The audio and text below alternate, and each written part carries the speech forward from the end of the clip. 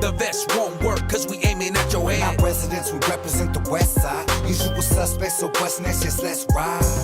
Usual suspects, play to this the west, the vest won't work, cause we aiming at your head. Mr. Criminal, young dopey on the tag team. These supposed to fell asleep and woke up from a bad dream. From the west, we them usual suspects. Grew up with convicts, gangbangers and roughnecks. Stacking hustle, making that money like daily the subject. In the back of the homies, wiggle strapped up ready to bust text. And what's next? Became a warden of the state. They used to lock us up in cages, running from places we used to congregate. If it ain't about them dollar signs, not on my mind, won't conversate. Don't in Montana, the world is mine, I used to contemplate. Catch me in that S550, chasing this paper, got no time for it. Since I entered #1, I used to claim it and I dominate. In a city full of drama, gotta dodge the snakes. Lost souls, dodging them demons, I never lost the faith. Usual suspects, play to this the west, the vest won't work, cause we aiming at your head. Not residents, we represent the west side. Usual suspects, so what's next, just let's ride. Usual suspects, play to this the west, the vest won't work, cause we aiming at your head. Mr. Criminal, young dopey on the tag team. These supposed to fell asleep and woke up from a bad dream. My agenda, no surrender. Used to bust out of a Nissan Integra. My pistol used to look like a hockey stick. From the land where Mexicans like to politic. It's obvious that we very uncontainable. Yes, my city Inglewood unfadable. From the cradle to the grave, we give it all. The power that we have through every street brawl. Shot calling, player, I'm a born leader. With my blue flag, Chuck Taylors and white Peter. My side bitch is my girl's best friend. I swear, this criminal life I'm living on the edge. Usual suspects, play to this the west, the vest won't work, cause we aiming at your head. Not residents, we represent the west side. Usual suspects, so what's next, just let's ride. Usual suspects, play to this the west, the vest won't work, cause we aiming at your head. Mr. Criminal, young dopey on the tag team. These supposed to fell asleep and woke up from a bad dream.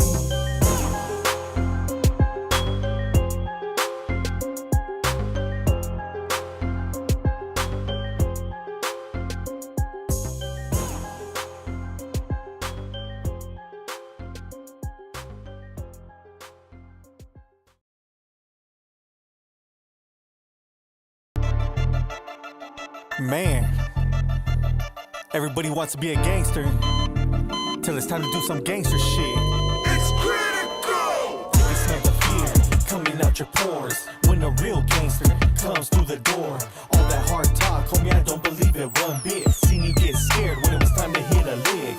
Your own homies out here got you on the shine. Asked about you, they replied, he ain't no homie of mine. You're the type to get treated like a bitch. Pistol whip and took for your shit. Got you jumping shit. I was always told to think before you speak. I see right through the week, ready for war as they retreat. Where'd they go? How you talk, how you move, boy, doesn't add up. Act up, get your body wrapped up, all in plastic. Real killers moving silent, some sicker than the virus. Rapping how we living, but boy, you're nothing like us. Big tinted young dopey about to clear them all out. Bunch of phonies did nothing when they all got called out. Put a strap in his hands, watch how he shakes. Give me a pistol and I'll show you, homie, that we're not the same. Taking pictures with your tool, only doing it for them views. In a wheelchair and you still can't walk a mile in my shoes. Applying pressure on these cowards as the weak get devoured. Position of power hit you harder like when they plays hit the towers. When it's time to take care of biz, you know I handled it. Our territory expanded it. When they called, I answered it. Quiet down, no need for talking loud. That exposure is the reason why you're about to drown. So I suggest you evaluate and start making some changes, or come in contact with familiar faces. I smell the fear coming out your pores when a real gangster comes through the door. All that hard talk, homie, I don't believe it one bit. Seen you get scared when it was time to hit a lick. Your own homies out here got you on the shine. Asked about you, they replied, he ain't no homie of mine. You're the type to get treated like a bitch. Pistol whip and took for your shit. Got you jumping shit. I ain't a puppet, another rapper mascot. Saying dumb shit just on my records. Sell a lot. Matter of fact, better watch what I say, cause the feds got another RICO indictment on the way. I'm behind the scenes, nobody gotta know. Or sue the businessman, leave that gossip in 4 hoes. But when I talk about it, I really be about it. Shout out to every G that was with me in LA County when I was right there fighting back-to-back cases. Program time, stay on your toes for the mother races. Check my resume, that's the shit I'm on. Ain't all over social media, bumping my gun. I ain't on TikTok doing a 20 dance. Don't check it with me, cause I ain't gon' give you no pass. Everybody always wanna talk gangster shit, but freeze up when it's time to really handle biz. Ain't fighting over a bitch, I don't care about her. She for the streets, you and your feelings like a coward. Stop pushing up your gun when you riding on walls. You ain't a gangster. Relax. Family Entertainment, Bonnie and Clyde Show. Want to give a shout out to all our sponsors. This month, our sponsors are as follows. Little Rascals Jumpers in Riverside, California. Tap in with Little Rascals when you have your next birthday party, quinceañera, graduation party. They got the dopest setups, the dopest rentals that you could get for your backyard. Jumpers, tables, a whole nine. Tell them Mr. Criminal sent you for that discount. Then next, we got my homie JB_Fitness, getting everybody right. It's summertime. Get your mind right. Follow the page for a little bit of that motivation. Tell them Mr. Criminal sent you. Then we got the homie Punching Back. You know the logo and the slogan, Punching Back. Attorney Rosenberg, my homie, defending LA and Southern California. Attorney Rosenberg, tap in with him. Solid sponsor, keeping everybody defended out here. All the criminals. You know how we do it. Criminal cases getting defended. Then we got Rap Kings. Tell them I sent you. Rap Kings, if you want your businesses rap, your vehicles rap, any raps that they do, you know the kings of the raps do it. Rap Kings, that's the logo right there. Tradecraft Farms. Shout out to Tradecraft Farms, keeping the Crime Family podcast lit. We in here smoking 24/7, 365.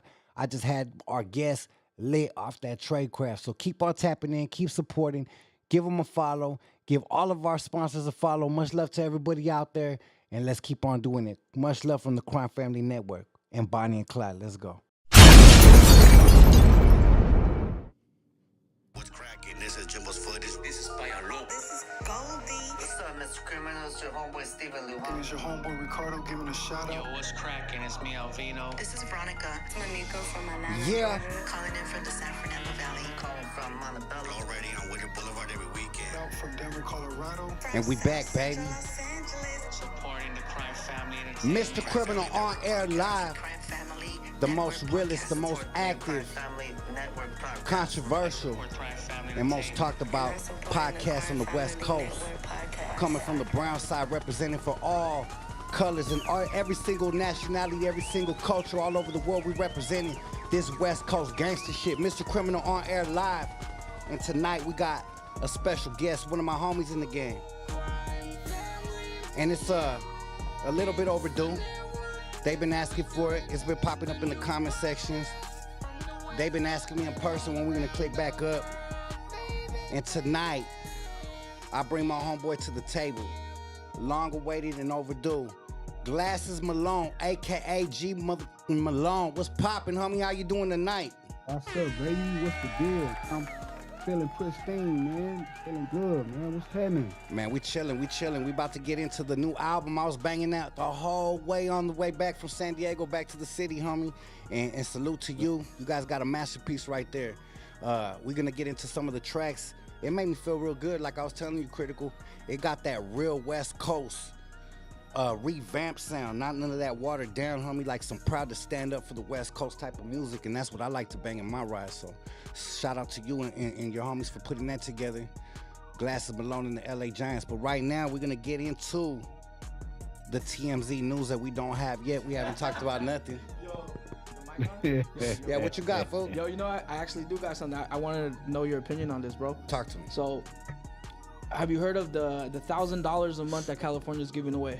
No, I have not. Educate me. All right, so you got to be an LA resident. You got to be between 21 and 24 years old, right? Mm-hmm. And if you qualify, they're doing this new program where they give you $1,000 a month for 24 months.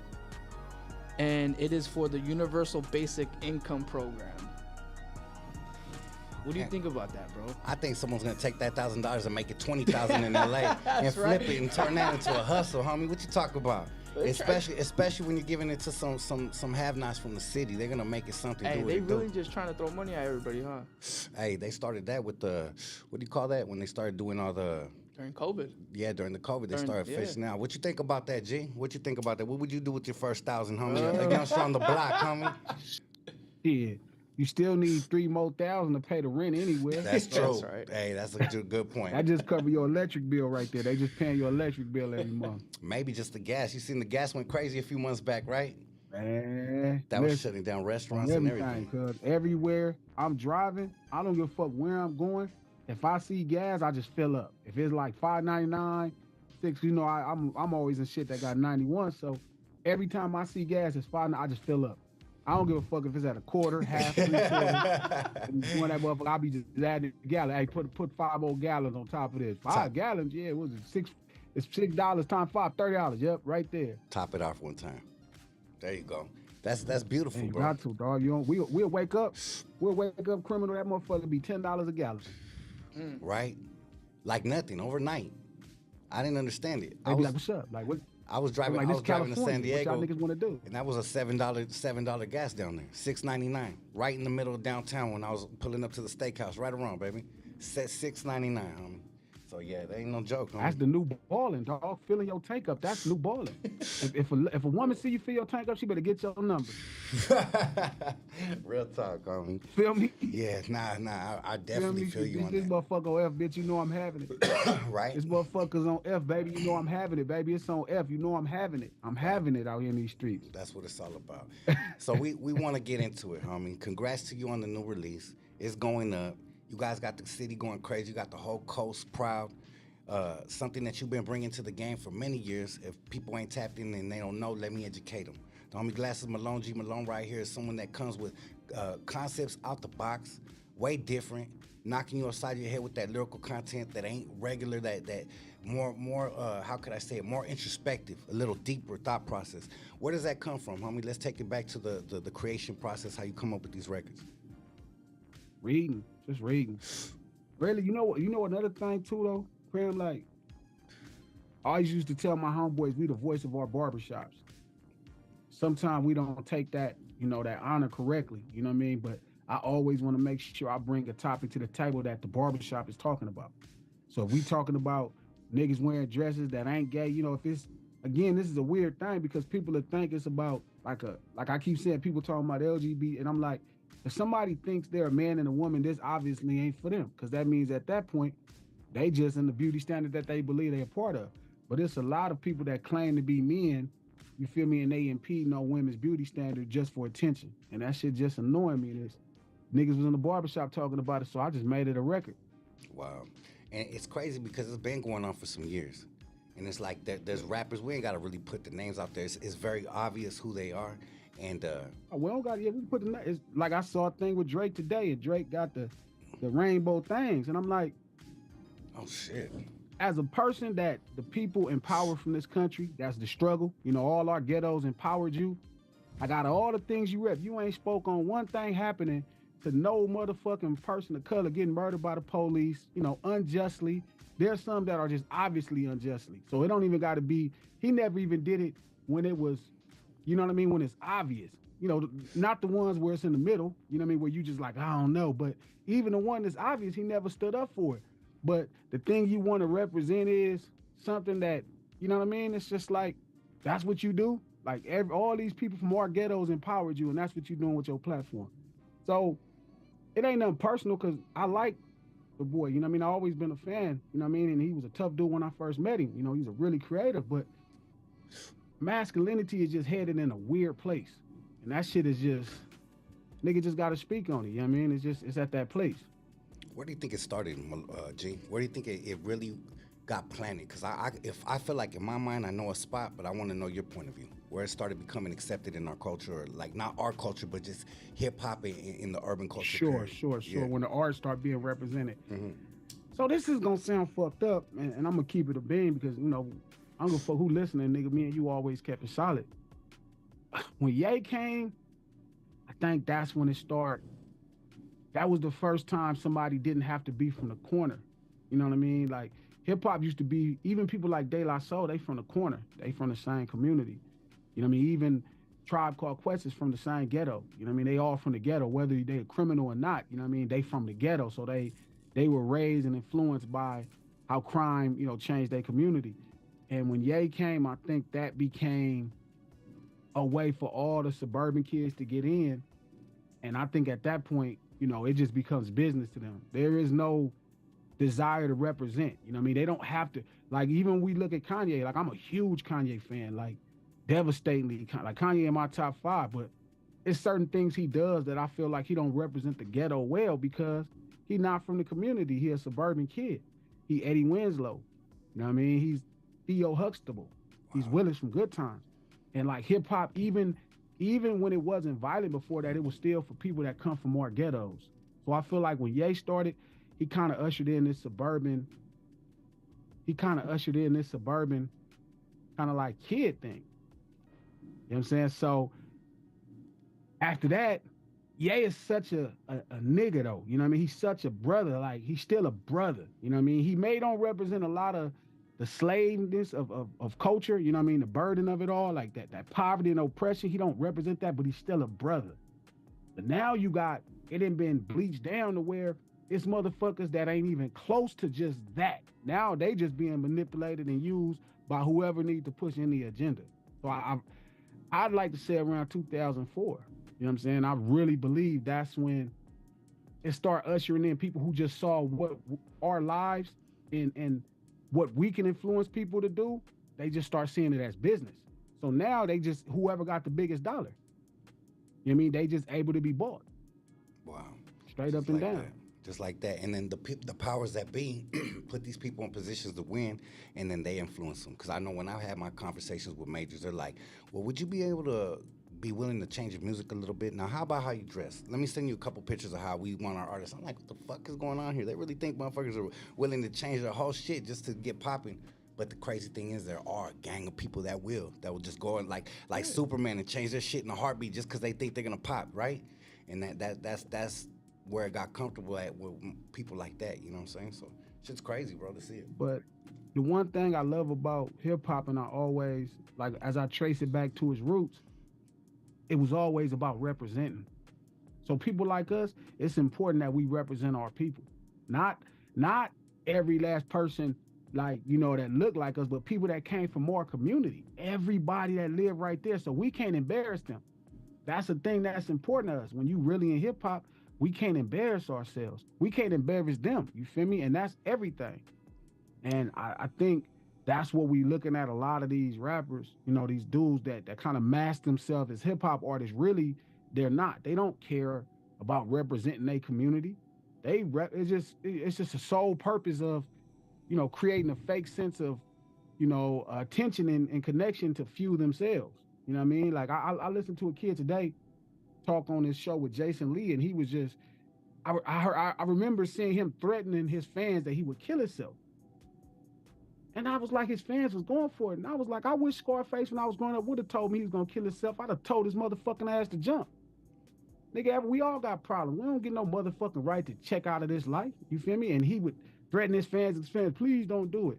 Damn. You know what I mean? And that's where we at. Shit. We at that time. Emo shit, sucker shit. I don't know. I don't know how I got so accepted, but man, to switch up the gears, let's start and bring the foundation into it, because I think people need to know where it started. So let's take them back to where you fell in love with the game of hip hop, where you picked up the mic, where you became Glasses Malone. How did you start contributing to this game we call hip hop? When was the first moment for you? You know, it's funny, man. When I first started rapping, I wasn't even in love with hip hop. I didn't even know what it was. I just knew how to rap. And it started as a way to do something with my brother. My brother was getting in trouble, and my mom wanted me to help keep him out of trouble. And he came home from YA wanting to rap. You know what I mean? And at that time, I was getting that sharing money in the streets, you know what I'm saying? So I had some money. So we started rapping together. I started paying for studio time. And a couple songs start resonating, you know what I mean, in the community. My homies, you know, like 117s, the Monas, Corvus, PJs, the Bounty Hunters, they start playing the songs. And I enjoyed how it made me feel, expressing all of the pain and all of those surviving stories that, you know, we go through when we from. So I really just kind of understood a business. I just took the same business I was, you know, running my PCP, my insurance spot with, and then made it a rap business. But I didn't fall in love with hip hop until 2015. I'm keeping it real. Wow. 2015, I put out Glass House 2, and I was on the road. I went on the road like almost like a sabbatical.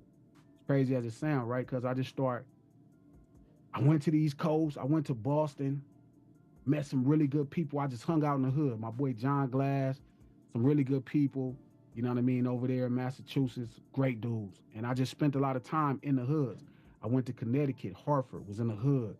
Went to New York, chilled in the Bronx for a week or two, chilled in the BX, you know what I'm saying? Chilled in Staten Island, Brooklyn, you know what I mean? Queens, Harlem, you know what I mean? All that, just thugging with brothers, you know what I mean? Hanging out with them and seeing what really goes on. Jersey, you know, I bought a car in Maryland, you know what I mean? And drove it back. A 79 Malibu wagon. I still got that car right now. I'm actually putting the LS2 in it, but hell yeah. I bought it because my little rental car budget, it was an independent funded promotional sabbatical where I wasn't taking no money to do no shows, just interviews and meeting people in the streets. I bought a car and drove it all the way back. And the reason I bought that car, like that was what my budget could fit of my rental car budget, and it was the car I knew how to work on. You know what I mean? I've been working on Chevys my whole life. So I had to change alternators, starters, like in Memphis and hoods, you know what I mean? Just in there, people walking like, damn, glasses, that's you? Yeah, what's up with it? Oh man, damn, you up here? Yeah, man, I'm on this promotional tour. Here go my CD, boom, boom, boom. People like, damn, you getting down like that? I'm like, yeah, like what y'all got going on? We at the street races. Let's go over there. You know, hanging at the street races in Memphis. You know, all these Detroit, Cleveland, all these people I still know to this day. Dayton, Ohio, where LeBron from, Akron. You know what I'm saying? All these towns, Detroit, I'm just thugging it with them. Phoenix, Texas, El Paso, everywhere. I just stopped, hung out for time, and really put my fingers in the soil to feel like how the music was being made. And that was the time I really fell in love with hip hop. You know what I'm saying? It took 120 days. I drove back across the country by myself a lot of times. My boy King would fly in and ride with me, dog. That's a real story. So when you see that Breakfast Club interview where I got that cassette, like, that's when I started to really fall in love what it is, you know, with what we do. I was like, oh, this is some shit. Wow. Now, seeing the struggle, seeing the faces, seeing every single person's story and destiny of adding to your destiny, I should say, and having all these different energies, soaking up all this game from different cities, different boroughs, different brothers as you interacted with, would you say that your game got a lot sharper, you're a lot stronger, a lot more understanding of the consumer, of who's consuming your music? You know, it's funny, I always thought I understood that already, but you know what I understood? I'm responsible for a lot more than I ever thought. Like a nigga like Drake, you know, shout out to Drizzy, you know what I mean? It's no shade, but he don't gotta represent nobody. He could put them rainbow things in his hair and, you know, try to get LGBTQ money. You know what I mean? He's allowed to. A lot of these dudes are allowed to do things, you know what I mean? And just to make their own money. They don't have to, you know, he not representing no suburb up in Canada. You know what I'm saying? There's no, them white folks don't give two fucks. They hopes and joy ain't on him. They don't live vicariously through him. What I realized was when I left this motherfucker and I'm chilling in Brooklyn, I'm in Flatbush on 21st and Church, vicariously, niggas is living through me because they know that I'm an authentic product that come from where we come from our ghettos.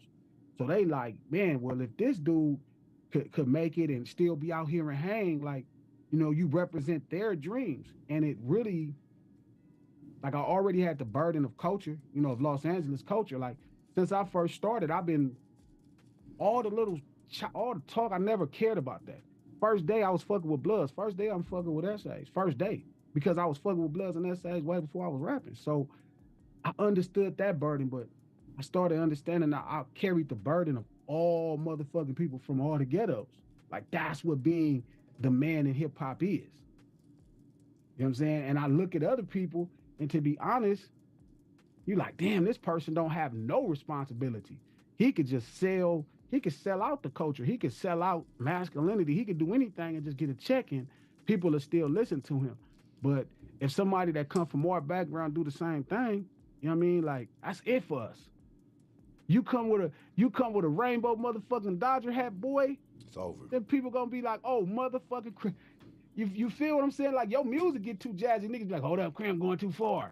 Like, damn, this nigga can't evolve musically. You feel me? But it's the burden of culture, you know what I'm saying? And I realized I carried it for everybody, not just Los Angeles ghettos all the way to New York, ghettos all the way in Hartford, ghettos all the way in Boston. Cause I'm meeting people and I could tell they like, man, I fuck with you. Like, I was pulling for you, you know, I wanted you to win.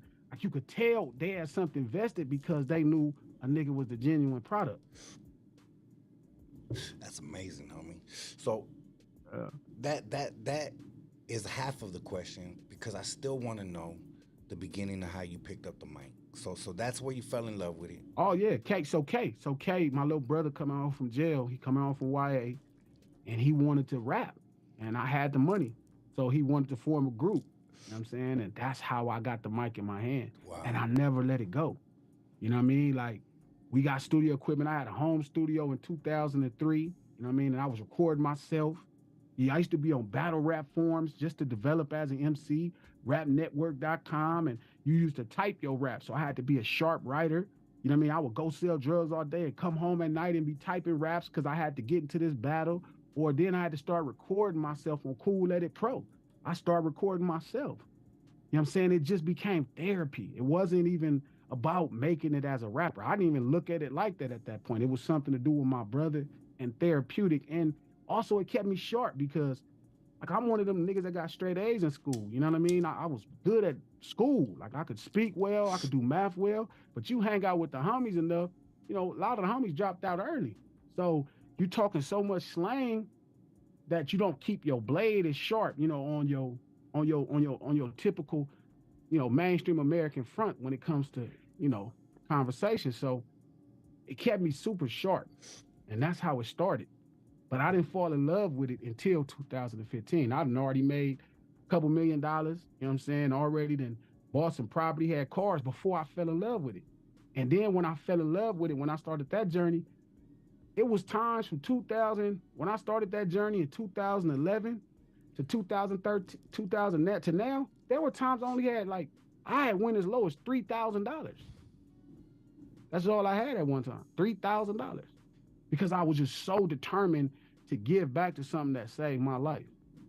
So I picked it up 2001, 2. I'm already out of high school, already selling drugs, gangbanging for a time.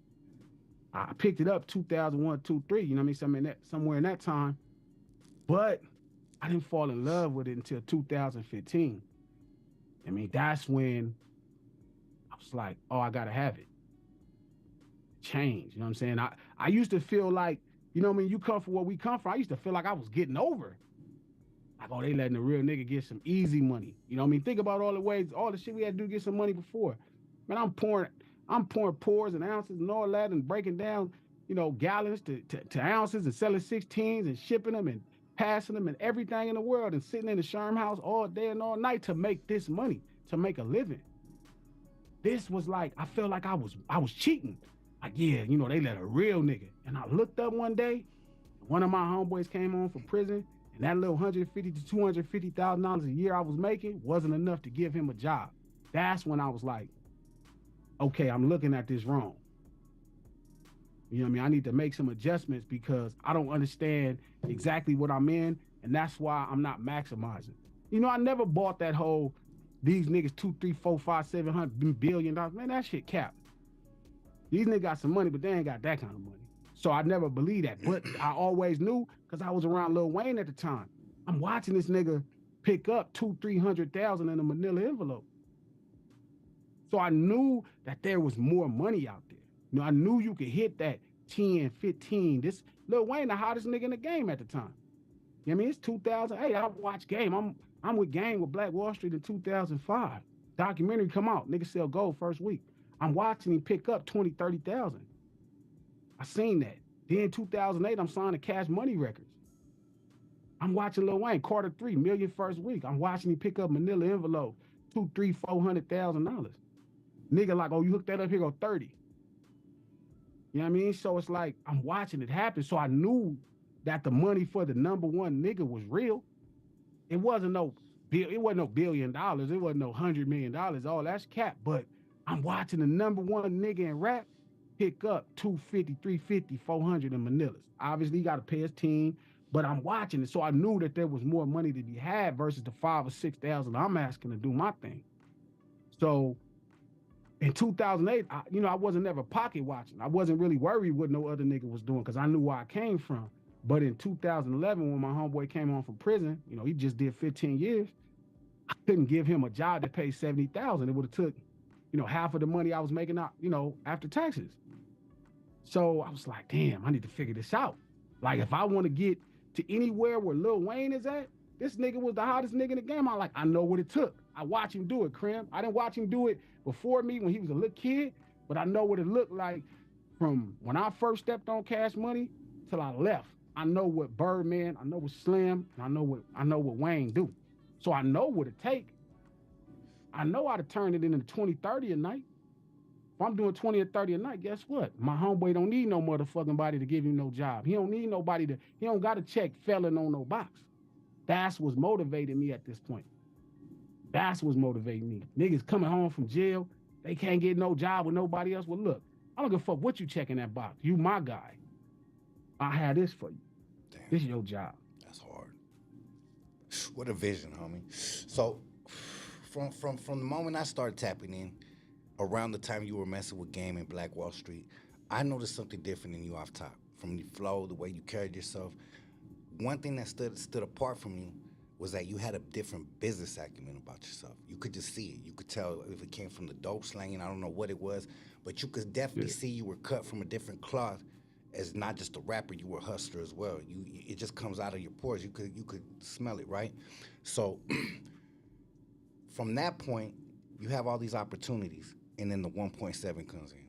I want to highlight and speak on that because business-wise, you could have went so many different directions. You had so many opportunities. And when you came on my record and you said, fuck 1.7, G Malone's still a criminal, people don't understand how deep those lyrics are. I know what it meant, but explain to the people what that meant. So, like, you bust a $1.7 million deal, right? That deal is $750,000 to your pocket. That deal is $750,000 to your album budget. And at that time, it was a $200,000 marketing budget that I had access to. But when you sign that kind of deal, you still under somebody's thumb. You know what I'm saying? Like, and at that time, I was under somebody's thumb. So when I first decided to rap and take it serious, you know what I mean? And I start fucking with Face. Shout out to Face. Face is like a brilliant manager, G-Rod. 4 Cent, through my boy 4 Cent, rest in peace, from Black Wall Street. So my dream was always I lost my trap spot on 118th in Mona Parkwood. I had a sharp spot and I lost it. You know what I mean? It's some crazy shit. It's a whole nother story. So I done had that, what I worked hard up to, you know, curb serving and all that to get my own spot, I lost it. You know what I mean? The owner wouldn't let us rent the house no more. Now no more houses on 117th Street for rent. No more houses on 118th Street for rent. Now I was like, damn, I ain't got no more spot. And I caught a crazy case. I beat it. You know what I mean? But it took a lot. You know what I mean? It was crazy. They was trying to really do me bad. And so when I started rapping, all I was thinking was, how do I replace my spot? So when I start fucking with Chuck and them, you know what I mean, through, you know, Face and G-Rod and 4 Cent and my brother Pooh, it was like, okay, they fucked with me and I fucked with them. Like, I already knew G-Rod from hustling. So I started getting down with them. But my goal was to never get a record deal. So when I got a record deal, I just didn't know what to do with it. Because I wasn't a rapper like that. You know what I mean? I was articulate enough to be an MC, but I didn't grow up understanding what being a rapper is. I wouldn't have called myself even an amateur rapper at that point. I just knew how to rap and MC. And just what I survived was real. You know what I'm saying? I just knew how to do it. I'm a storyteller by nature, naturally. You know what I'm saying? So that's what I depended on. But when I got the deal, I never felt like, it didn't make me feel like a rapper. Like, I still felt like a nigga getting over on the rap game.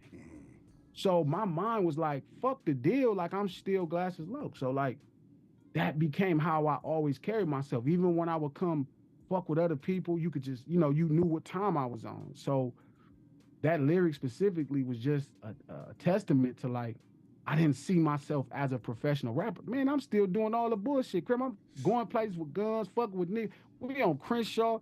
It's nothing. I'm still on the 7 sitting on Bentleys. Police jumping out cars and I'm laughing like, man, for the first time, I'm not even hustling.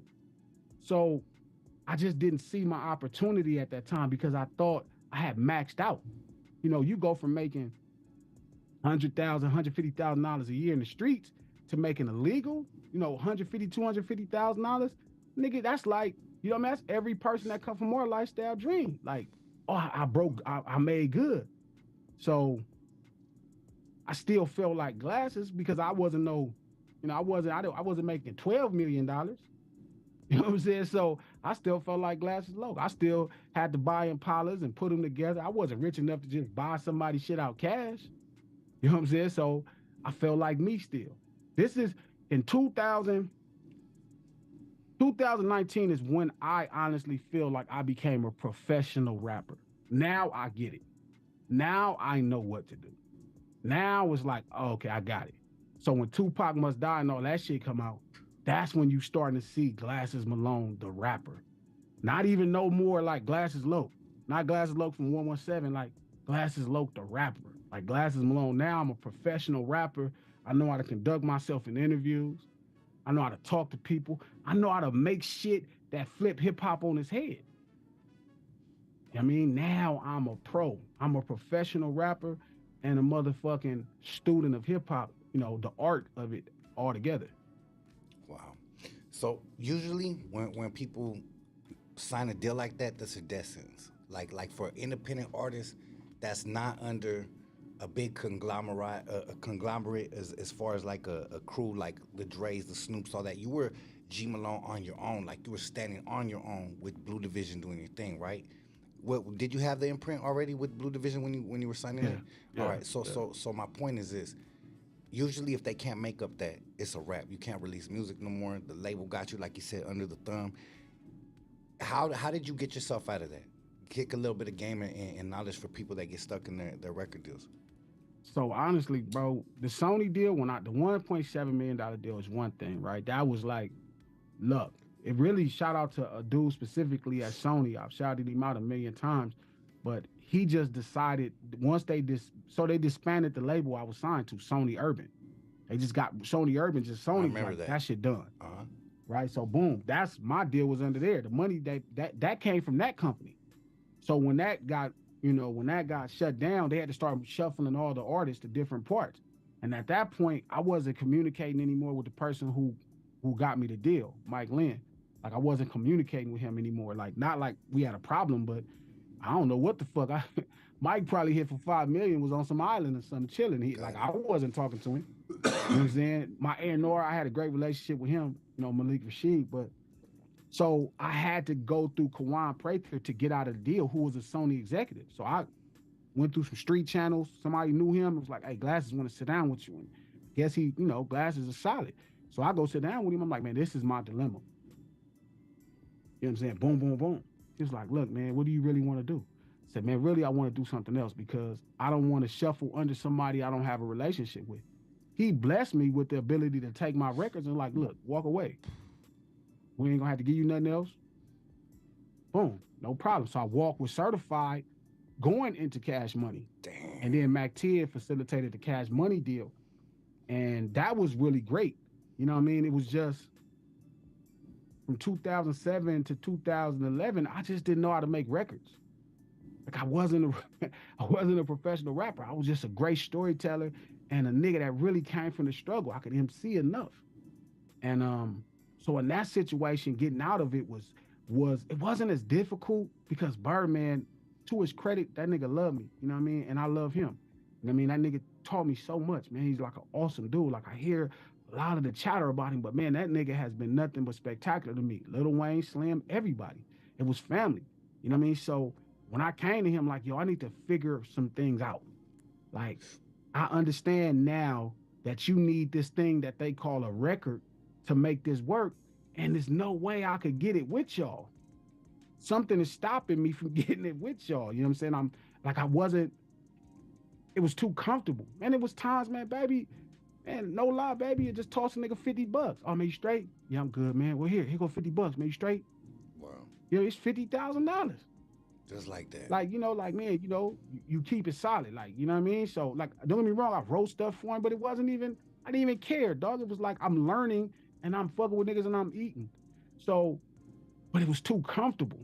You know what I mean? And where we come from, dog, you gotta put pressure on us to get a diamond. Like, if it's too comfortable for us, you know what I'm saying, we ain't gonna produce a diamond. You know what I mean? And at that time, it was so much going on. I just asked Bird, like, to let me do my thing. He was like, you sure? I'm like, yeah. You know You know what I mean? Like, I don't even know to this day. Like, we chopped it up. I don't think he mad, but he could be upset. Like, damn, nigga, you just left. It's like, but I needed to put pressure on myself to develop. Did you tell him that? Or you just told him you wanted to dip? I told him I needed to go. I was like, he's like, man, what you want to sign somebody else? No. I'm not. I told him I wasn't signing no more deals. Actually, he was like, if you do another deal, you got to come do it with me. I was like, all right. But I told him I wasn't. Man, I got offered Rock Nation deals, Interscope deals in the process since then. I'm not doing that. I'm not doing that. I need to be the guy that West Coast folks can depend on. I need to be the guy that the ghetto can depend on. And the only way I could do that is if I put enough pressure on myself to develop into a diamond. And that's what you watching.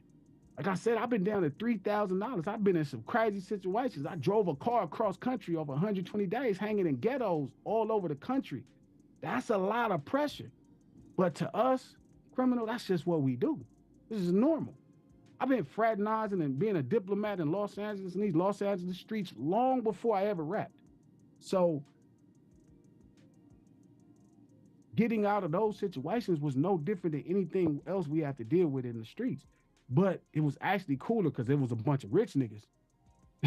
It's hard when it's niggas who need some shit from you, but Birdman he had busted with Lil Wayne, #1 nigga in the game. You busted Drake, you busted Nicki. You ain't worried about glasses. Shit, Tiger. He busted Tiger. And that shit worked out for him. So he he wanted to fuck with me. He wanted to see me win because I think he felt like more of a connection to where I come from. Like, you know what I mean, with me. And he was a fan. But I needed to put the pressure on myself to turn what I do into a diamond, to turn my mind into a diamond when it comes to hip hop. And we betted on ourselves this whole time, dog. Like, we've been betting on ourselves forever. So I bet on myself every time. I ain't never came up short on the dice. Damn. I'm still living, right? Beautiful, bro. That's a crazy ass story. Just to hear the whole thing. I want to know something that sticks out to my mind that I think that people don't realize. The grind is so hard or don't come easy. It's just how to close a contract, just how to make one of those deals. How long and how difficult would it be to facilitate and close that type of deal on either situation, any label that you've been on? Like what was the hardest or longest one? To keep it a bean, I can get a record deal today, like from a major. Right now, at my age right now. But no. I'm not talking about that. I'm talking about how long it takes to process paperwork with lawyers and all that. That's what I'm saying. It could take like the Cash Money deal. I mean, the Sony deal took a month. Shout out to Bob Lieberman, who was my attorney, Cammy Broyle, really dope legal firm. Bob is amazing. He had everybody before. Took a month though. But the Cash Money deal took 6 days. Damn. You know what I mean? So it could take 30 days, if it's a big legal system and, come through there, they looking through contracts. Like that deal took 30. I remember not getting paid to January. You know what I mean? Like I remember in 2005 running all the way down, not having no money. The only money I was having was the CDs I was selling because I had already stopped selling Sherm at that point. So the money I was paying my bills with was CD money. You know what I mean? I'm selling 10 CDs a day. It's to the point where I'm selling CDs to niggas. I'm like, look, man, if it's dope, just give me the money next time you see me. And it'll blow your mind how great human beings are that come from where we come from, because it gets such a negative stigma. How many people came back and was like, oh, here go that $7. That motherfucker hard. That's hard. You know what I'm saying? So, we decided we was going to do the deal probably right before my birthday, December 10th in 2005. You know what I mean? And the deal, I didn't get the check I didn't sign a final contract till 2006, probably the second week of January. Because, they closed, different things. So that took a month. The Cash Money deal, it was, they sent the paperwork Saturday. I signed it Friday. And how long did that check take to come? That shit was there. That shit was already there. That shit was sitting right there. The music was good. What's crazy is all the checks, they be sitting right there. You know what I'm saying? Like, even the Sony check, like that shit came in a paper check. Wow. I tried to cash it downstairs in Century City. They're like, cash it? I was like, yeah. This is $750,000. It's written on your bank. It's written on y'all paper, right? It was written on their paper. Yeah. It's written on y'all. It's Chase paper. Why the fuck you on there? Shit? Well, we make a week. A week? So I remember trying to cash it. So You know, God knew if I'd have did that, bro, there's no way possible they would have got a record out of me. I'd have been gone. You would have had 50 spots in the hood slanging Sherm, homie. Straight up. That's hard, homie. That's hard.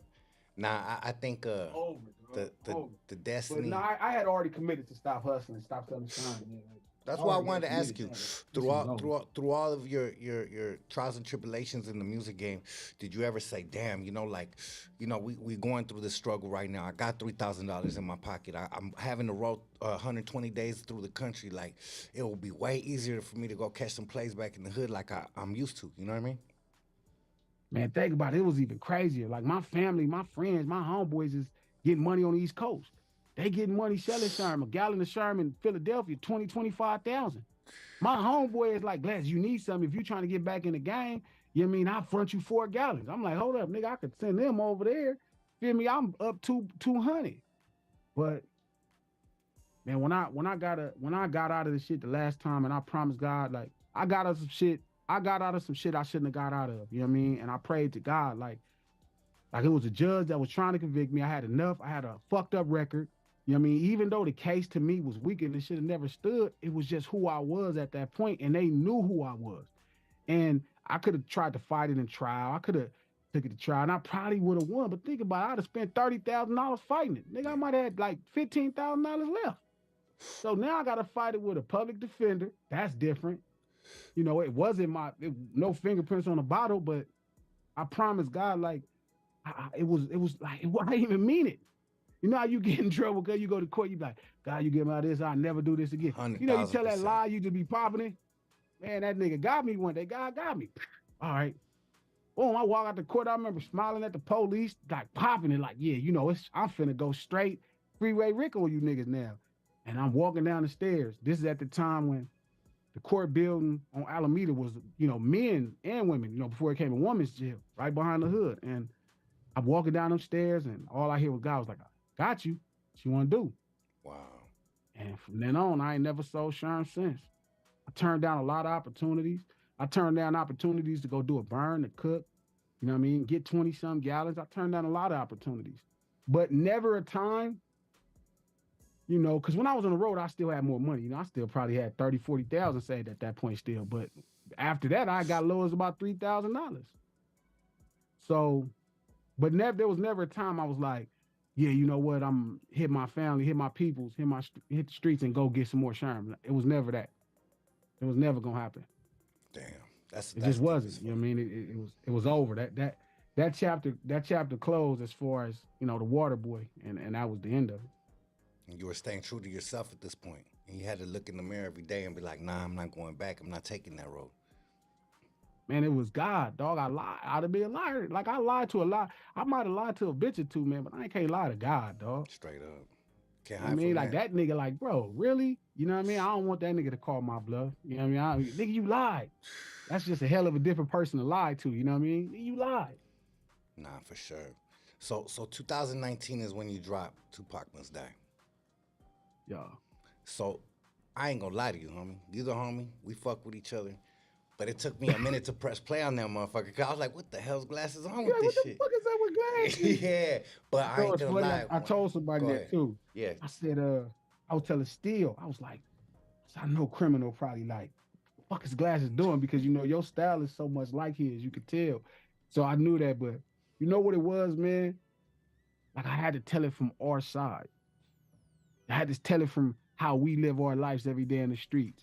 You know, I get it. Like, Pac is our guy. Don't get me wrong. But the brother that was in the situation is just like me and you. Straight up. You know what I mean? He wasn't no wealthy rapper. Not now. Like, now we be the rapper nigga. But I'm saying before that, when we was just people from off the corner, like, I realized hip hop is not only the voice of the voiceless, not only the voice of, you know, the urban street communities, the barbershops and all that. You know what I mean? It's also the voice of the streets. You know what I mean? The people who can't speak. And for this particular person, like, you know, he died. So, you know, for years, people just been throwing dirt on his name like he's just this horrible person, not understanding how integral, you know, how crazy our lives are in that light, how we have to protect our pride. You know what I mean? How we deal in pride and you know what I mean? That's our job to explain to the world how we see things, even, from a moral standpoint. Like, when it happened in real time, you know what I mean? None of us tripped because we heard that they jumped on the boy from Southside. So we knew how that was going to play out if it could. And when it even happened, it was like, damn, they fucked up the wrong nigga. It was never like, oh man, how did you do this? Like, the city didn't declare war on them boys over there. You know what I mean? It wasn't like, we understand. So I know it was tough, you know what I mean? Because that's somebody that we really grew up listening to, like, especially, our generation. Like, we really, this our guy. He wasn't the way he is now, you know what I mean? Like Nip, like the way he is now, he wasn't that way then. He was our guy. Like Pac was our guy in real time. He wasn't the mainstream guy. They did not fuck with Tupac. Them motherfuckers would be talking crazy about him and, putting him in jail and covering him and talking bad about him. He was just ours. But honestly, after he passed, he belonged to the world. And now little white kids live their life, like, based off of what they think Tupac was about. You know what I mean? So he belongs to the world now, and then only so much of a situation belongs to us. So once I understood what hip hop was, my job was to tell the story from the streets' perspective, because Pac's voice had told the story a million times. Everybody, I heard a million people say, oh, it's a hater. He was jealous.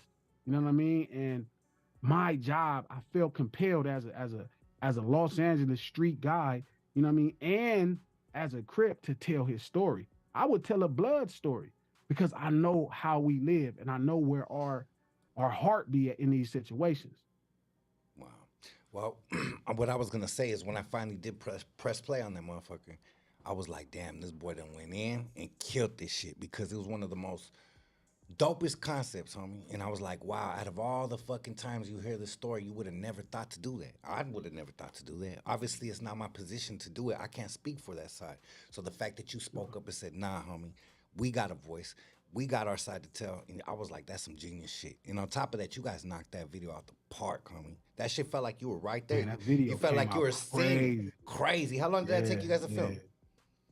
Probably like 3-4 days. It wasn't that bad filming it, right? The editing was like 100 hours. Damn. And because you shoot. Yeah. Right? So you shoot videos. The edit was like 100 hours. Like, it probably took us 60 days.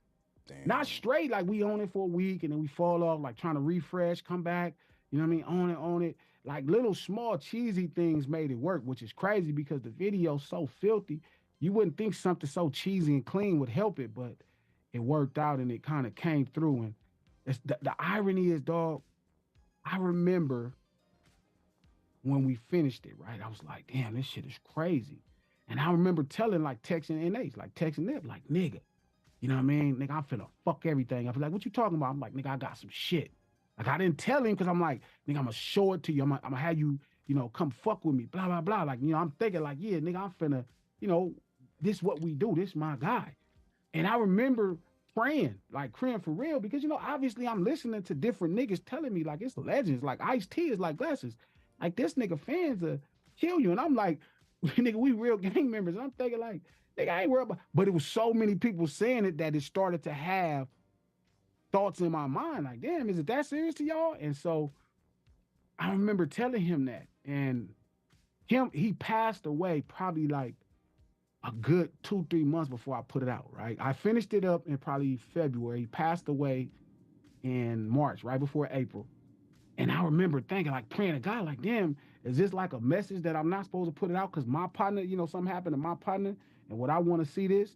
And I had to pray on it a lot. You know what I mean? It was a lot of mental things, even coming up with the name of the song, trying to make it to where it was poetry, where it was Hollywood. It wasn't just, some raggedy shit. You could, fuck Tupac could have been the name of the song and it still makes sense, but it just sounds super fucked up coming from me. So I had to make it poetic. Like, it was a lot that went into that record. A lot of soul, a lot of thought, a lot of prayer, a lot of reading. You know what I mean? Outside of just, making it and coming up with the concept. Like, it was a lot. Like, I dealt with a lot. That shit was hard when Nip died, because I was like, damn, like, God, is this a message that I'm not supposed to put the song out? Like, you know what I mean? Like, because my partner, you know what I mean? It was just crazy. It was different. Wow. That's a lot of pressure, homie. And that could definitely stop the flow of anything. But I'm glad that you stood on what you believed in and put it out because the world needed to hear that. Dig this, nigga. So I was convinced. I'm like, okay, marketing says I should drop it on the day it happened. The day, he passed away. Like, remember, he died 6 days later, but the day it happened. Marketing says that, right? So I thought of two different things: dropping it on his birthday, and then the day he passed. And I was like, marketing is that type of shit. It's super aggressive. You know what I mean? Damn, that's just, damn, man, I fuck with Pac music. I like Pac, man. That's just a lot. You know what I mean? And I had to just, it was a lot of shit, man, that happened during that process that people have no idea, that they think it's just some tongue-in-cheek shit that, a nigga would use somebody that we grew up listening to like a puppet. Like, and that just ain't what it was. I made a lot of different decisions, bro, when I was working on that. And I look back at it, I could have won a Grammy for that video. You know what I'm saying? And didn't even enter it. When people was telling me I should, like, it would probably win.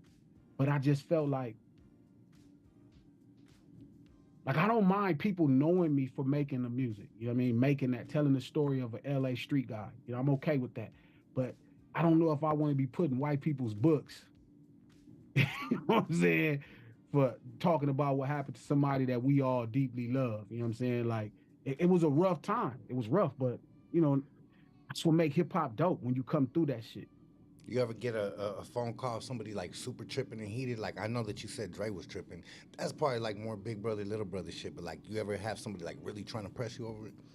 Hell yeah, niggas was talking man. So first off, I had crazy fans threatening my life, which that was a joke to me. It was like, come on, man, y'all niggas. Oh, where you at? I'm on the 7. You want the address? Come hop out. We'll see how that's gonna go for you. People that he was friends with, you know what I mean? Like, they felt, oh man, G, his family called me. Dude did an interview now. Bill Lassane, like, he did an interview with Art of Dialogue. He called me. He was like, man, I just needed to hear from you. You know what I mean? Because it was like, I saw it and I was like, damn, this is crazy. Like, he thought it was dope. Like, obviously, Storm for the Outlaws, she talked crazy. You know what I mean? Some of the Outlaws talk crazy. It was just people who I fucked with before, who know to me, that know my heart and know what I'm about, made me feel like they think I would be clout chasing off Tupac. You know what I mean? Like, and they know that that's not my get out. Like, I really take my job in hip hop serious as of 2018 and 19. Like, now I know I have to speak for all Los Angeles streets. I don't give a fuck if it's Whittier, East LA, Watts, Compton. It's my job. And now, even further, I have a responsibility to speak for ghettos around the world. Like, this is what I'm burdened and tasked with. So you gotta ride the bike, dog. And ain't no motherfucking, you know what I mean? You can't have it both ways. You either want to do what God purposed you to do, you feel me? Or you just want to make it easier. And if it's a little rough, it's okay. We did it for free, criminal. We used to do this shit for free. We used to do it for 100 people's approval. Niggas that we grew up with, it's about 150 of them. We'd do anything to get their approval. So if I can't represent the ghettos, if it's not worth it doing it for them, then, you know what I mean? Then how real am I? So this shit ain't finna stop. Nah, real shit. And from that, you had that concept which you hit him upside the head, and then you say Kanye is one of your favorite artists. But I want to know why Kanye shouldn't have married that bitch, because that shit was vibing. You can't turn a hoe into a housewife, man. Simple as that, huh? It's funny because niggas hit me. They was like, "Gee, man, why you on Ye?" And I'm like, "I'm not on Ye. I'm saying you can't turn a hoe into a housewife." Yeah. You know what I mean? Like, this is something Dr. Dre, Warren G, they made music to instill this of what my older homies would always tell me. You can't turn a hoe into a housewife. And when I made that song, it was just simply a 2022 version of you can't turn a hoe into a housewife. But I realized that, again, back in marketing, where are we at? You know what I mean? I had made the song before we titled the song. Song was just what it was. But I realized people don't understand, especially the lingo that we be talking in. You know what I mean? When we say a bitch belongs to the streets, you have to really show them who belongs to the streets. You got to tell them who shouldn't be with that person that belongs to the streets. The game demands that. The game demands that. Like that's something I'm dealing with Leave Something for Bitches. Like if I would have said, you know, Kid Cudi Leave Something for the Bitches, Young Thug Leave Something, it would make the record much more appealing because you could put a face to it. But you know, again, if you take the easier roads crossed, you know what I mean, you don't have the same explosion when you do something magnificent, when you're not scared to put it on the line. So, you know, a lot of times I took the on this particular song, even now I took the easier road cross. It was just easy. I mean, it was a crosswalk to a degree. It's some, you know, it's some jaywalking in there, but it's, you know, I took the crosswalk, and the crosswalk is you might got to walk half a block to get to the crosswalk. And then when you cross the street, you know, at the light, you might got to walk half a block to where you was going. So I got all day. How long did it take you to make this new album that you just put out? 24 months. It took 24 months because I had surgery. I had a patellar tendon replacement on my left leg. They replaced the tendon from my knee to my shin. So that put me down 7 months. You know what I mean? And I couldn't get up and shoot videos. Every time I set something up, I had to reschedule because my leg just kept swelling and I couldn't bend it. Damn. So it's just been a journey. So real time, probably about 16 months, but I think it took, honestly, 6 months just figuring out what we was going to do. And then 10 months because the LA Giants, as dope as they is, they take forever to do shit. Yeah, they got bars for days, though. How'd you meet they them? Hard as a motherfucker. How'd you they connect hard with them? As a, I've been knowing Joey since he was a kid. You know what I mean? I was an adult, but his older cousin and my big homeboy were best friends in high school. So when I started taking rap serious and I was rapping, he was like, "Hey, I want you to fuck with my partner's his little cousin." And that's how I met Joey. You know what I mean? And come to find out, they Player Ham's kids. You know, Player Ham is like this way ahead of his time MC. You know what I mean? Taught DJ Quick how to rap, like super dope brother. Hard. You know what I'm saying? And his kids are like fucking swordsmen with the pen. You know what I mean? Them niggas is nice. I be listening like, damn, them niggas better than me on this song. So when we loop back around, when I was coming out of my cocoon, like I was telling you, where I was like, yo, I got to evolve. As I was coming out of my cocoon, God sent them niggas to me first. They had put out a song called Fly High with Day One, and the song was dope as fuck. It's like, damn, man, like this shit dope. Y'all just don't know how to market it. Man, I know. I was like, man, they was like, man, you know anybody who know how to market? I'm like, I think I understand how to do it. They're like, you think so? I'm like, yeah. And I was like, if I'm right, I'm finna put out this song, you know what I'm saying? And this song finna be the biggest thing in hip hop. He was like, yo, what's the name of it? I was like, no, it's about how Tupac died. So they came back right around that time when I was coming out of that cocoon of learning, you know, records, hip hop, and marketing, that 8-year crash that I had. And they was right there. And Deuce is in the video, you know what I mean? And he didn't have no fear. He was like, yo, let's do it. Like, I see what you're doing. I mean, these niggas is hip hop royalty, so for sure, they would never disrespect the legend. They used to be mad at us with the New West because they felt like we was disrespecting legends then. So they wouldn't be down if I was disrespecting no legends. So when I explained to him and he heard the record, it's funny because Mack was okay too when he heard it. Mack 10 was like, when he heard it, he was like, yeah, that's fire, that's crazy. He thought it was hard till he saw the motherfucker. And when he saw it, even a Mob James, you know, he was like, when they heard it, they was like, oh, that's dope. But when they saw it, they was like, that's how compelling and good the video was. He was like, man, it's like you, like people thought, cuz people thought I actually killed Tupac. They was like, oh, you finally, you know, now you done told on yourself. Like, what the fuck? That's crazy. What the fuck? I'm like, bro, what do you mean? Like, nigga, I was in high school. Like, why the fuck would I kill? It's Tupac. Everybody look, even a nigga who shot cuz loved Tupac. Nigga didn't want to have to shoot. It's Tupac. Yeah. But you know how we play, man, and it's like, we gotta protect our pride. We gotta protect our reputation because that's how we eat. That's how we earn. That's how we live. That's how we get girls. You know what I mean? So we have to protect it. So I right when I was coming out of that cocoon, God sent them my way with their record and they was down with me. Like, all right, well, I show y'all what I know about marketing. I think I can help y'all. Hence, here we are today. Bam. And the new record that you guys got, what was the first birth of that concept? Like whose idea was it? Whose bar set it off? Like how did that shit come about? So for the most part, all this shit is just me because, like, so Irvin Pope, EP produced the whole album. EP played on 4 or 5 Kanye West records, a lot of Dre records, produced for Scarface. He did the whole LAX album for Gang, executive producer. He's from Watts, and we've been talking about making records for, I don't know, 15 years. So when we finally started to work on it, I honestly thought it was gonna be more like how Scarface, like this kind of slow musical thing. So we was cutting records. We might have cut about 4 or 5 records. I'm like, okay, I'm listening. I'm like, okay, this cool. And he sent me the beat that eventually became Kanye Should Have Never Married That Bitch. I was like, oh, okay. So I start figuring out the hook. That bitch belongs, that bitch. I was like, okay, this the hook. All right, solid. So I had Jelly Roll reference the hook. Like, that's not even Jelly, like, attempting to nail the hook. That's him I paid him to reference the hook. Damn. Like, reference, I'm going to have somebody sing it. And so I started putting my lyrics to it. And then I sent it to Free. And Free was like, this was dope. Free just knocked it out. And I was like, damn, this shit tight. And Joey heard it. Joey was like, hey, man, let me get on that.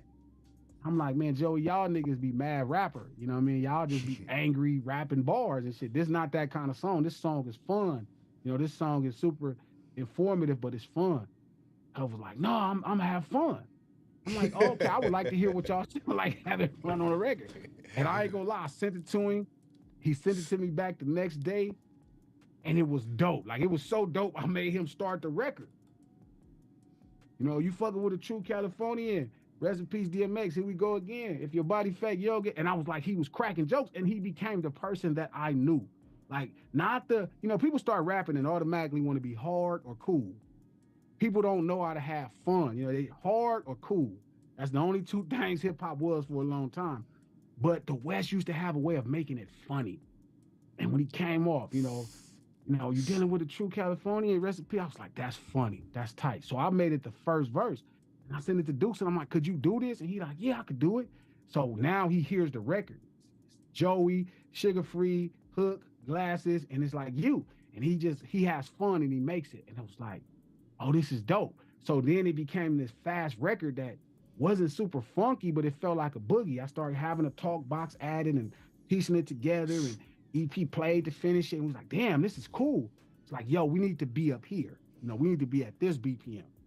We need to keep it a boogie. You know what I'm saying? We need to make sure motherfuckers is boogieing. Motherfuckers hear this and they feel like it ain't like the original California funk. It's more like a boogie. It got more melody, more movement. You know what I mean? It even probably got a little bit more rhythm.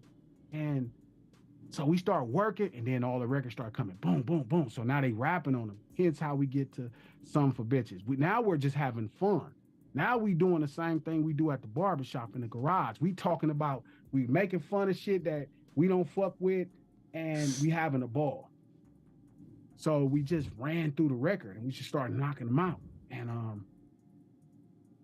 I was setting the stage for the most part. Cocaine was huge. I got him on 4 different records. Even if he's not featuring, he's doing background. Sugar Free does backgrounds on 2 records. You know what I mean? Just different small things to make this project, Cancel These Nuts, special. And I found something to me that fit us. You know what I mean? The attitude that fit. And something to me that I feel like not just LA, not just California, but real men across America really need. Like, they don't have nothing else with no attitude. Everything else is so, it's either so trying to fit in and get accepted, or is watered down. So like, high on drugs. I'm high, I'm drunk, I'm making bad decisions, or is, I've been through war, and now all I want to talk about is surviving this war, or is, me. It's nothing out there representing just being a man from the streets. It's nothing representing that except my record. Everything else is personal. You gotta like an artist. My shit is like 80s, 90s hip. You don't gotta like me. Like, you didn't have to like NWA. You didn't have to like Eazy-E. Eazy-E was your inner spirit talking to everybody. That's why we fucked with it. He spoke for us. And that's what I was trying to do with Cancel These Nuts, and I did it. Wow. And in the record where you got, the video just dropped today, you got a telethon cracking off in there. They're raising money. You guys are They raising don't know money. nothing about that. They don't know nothing. They don't know nothing about the bro. old school telethons, right? They pick up the phones, call in, give a donation. Hey, you took it all the way back, homie. That looked like a very fun video, homie. Speak on that one, how that came about. Man, I went to Joker. Me and Joker did Tupac Must Die. Joker is like one of the most brilliant people I know. He's probably for sure the most talented person I know. But he's also super brilliant. He's somebody like me where you put pressure on us, we gonna shit a diamond.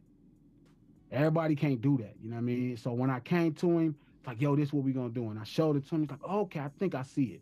And he started to work on it. We shot one of the locations, you know, where we did the call center. I had Slink from Black Jesus come in. Shout out to the homie Slink. You know what I mean? I had Craig Smith come in, a really dope comedian. I had these shirts made. So like if you look at it, there's such an attention to detail that people don't see in music videos. But we shot the first part. And I remember just trying to figure out how we gonna do the location. Like I kept trying to find big stages because remember, they was using TV lots. They wasn't really using auditoriums. Like, I don't know how this is gonna work. And it took me a while, but I found that sound stage that looked like an old thing from a music video. You know what I mean? It looked like a store. And I was like, yo, this is it. I saw it and I knew it was gonna work. So, you know, I had a bonehead move and I lost some money getting another spot that didn't work because I didn't go see it. So I went and made sure this was right, and it was right. Okay, that's it. And we knocked it out and we shot it, and it was fun. And I knew it was fun. So I just knew all I needed was Joker to finish it with this cheesy 1980s, you know what I mean, font. Yeah, when I saw it, and you know, I had the homie loop the video of all these niggas acting like girls and shit, faking this shit, you know, Yachty, certain homies, you know what I mean, that I like, but yeah, I'm on you niggas. Hey, I love Fabulous, but I'm on your ass wearing that anklet. You know, I'm on your ass, ASAP. I'm on your ass, Cuddy. I love all you niggas, but you niggas is crazy. Damn. You're making us look bad. So I'm making fun of y'all. So when we finally finished editing it, I was like, yeah, this is it. And I liked it because it felt like 100 years. You know what I mean? It didn't feel like today. You know what I mean? It didn't feel like today. Like I really want my art to feel like you can see this shit 10 years from now, you be like, damn, that shit tight. You know what I mean? It's a lot of things I could do that would impact today, but it'll be kind of over today. And that's my goal every time. So finishing that video, the next one, Torah, you know what I'm saying? Like, it's just like, Graham, I'm just trying to bring the fun that we grew up listening to back to these dudes. These dudes, this generation, don't have that. They don't have people having fun. All of them little niggas is either weird, trying to be entirely too cool, or trying to be entirely too hard. None of them are just fun. The only nigga to me that's funny is like the baby. And you see they fucked him up, you know, they canceled him. So I'm just trying to provide that fun the way we saw it. People used to hear them Death Row records and think them niggas was mad. Them niggas was joking the whole record. Did what's the name them call you who? These nuts. Having fun like a mother. You know what I'm saying? They used to have great skits. You know what I mean? They had the pyramid. The $20 you know sack pyramid. That shit was hard, huh? You feel me? Yeah. Even on the 2001 Dr. Dre's office, like, I wanted to bring that fun. And these dudes they don't have humor. They don't have humor. They too busy trying to look cool. They too busy trying to look tough. So I'm trying to pass that DNA from the guys that we grew up on to the guys that grew up on us. I'm trying to pass it. And I'm trying to make sure, like you said, that feel like if you like this style of music, you're gonna like this because it's a rebirth of it. So I'm trying to make sure, like any great sale, CELL, I want to pass the DNA. I want to make sure y'all didn't see Dub C talking about getting beat up at a house party because he was at some girl house. You didn't hear that. You didn't hear fucking with a house party. So I'm trying to pass that humor to you. And that's all I've been focused on is producing and passing information like a great sale. Wow. Like any other great cell, like any other highly functioning cell in the body. Hell yeah. No, that's important. You have a lot of intent and attention to detail in all your music and everything that you contribute to the game. I would like to ask you a serious question that I feel like is $1 million question that none of us have figured out, but I feel like you might be closer And I feel like in my genre, I'm a lot closer than a lot of artists, so we could relate in this aspect. You a lot more, but we could definitely both relate. Being independent artists and being people from the hood and not having the big cosigns, the Dre's, the Snoops, having to get it out the mud ourselves. We have both had opportunities with like major artists. You've been standing side with Lil Wayne, Rick Ross, T Pain, Akon. Yeah. I mean, good Lord, you're Whoever. blessed. These are things that your regular West Coast peers will be like, man, I'll do anything to get on the record with these dudes. Especially at that time, it was so elite. This was before internet, before you could just reach out in the DM. You were really on your business. You were really jumping on planes, having to go have these meetings yourself. My point of saying this is this: you were probably the most, not probably, I would say you are the most networking artist from this time in this era before the internet really started popping off, right? And I've done the same thing for my people. I had records with Wiz Khalifa, Nate Dogg on the radio, BDS that a lot of other artists haven't had. But we still haven't taken it to a level of what I feel like the West Coast really needs is that representation and that latch on from mainstream America again that hasn't been here since Death Row era. We got our shit popping. We got our independence. We got our shit cracking, no doubt. But Glasses Malone needs to be heard worldwide from every single person. Every single genre of music should be accepting it because I feel like you've already touched every single pocket.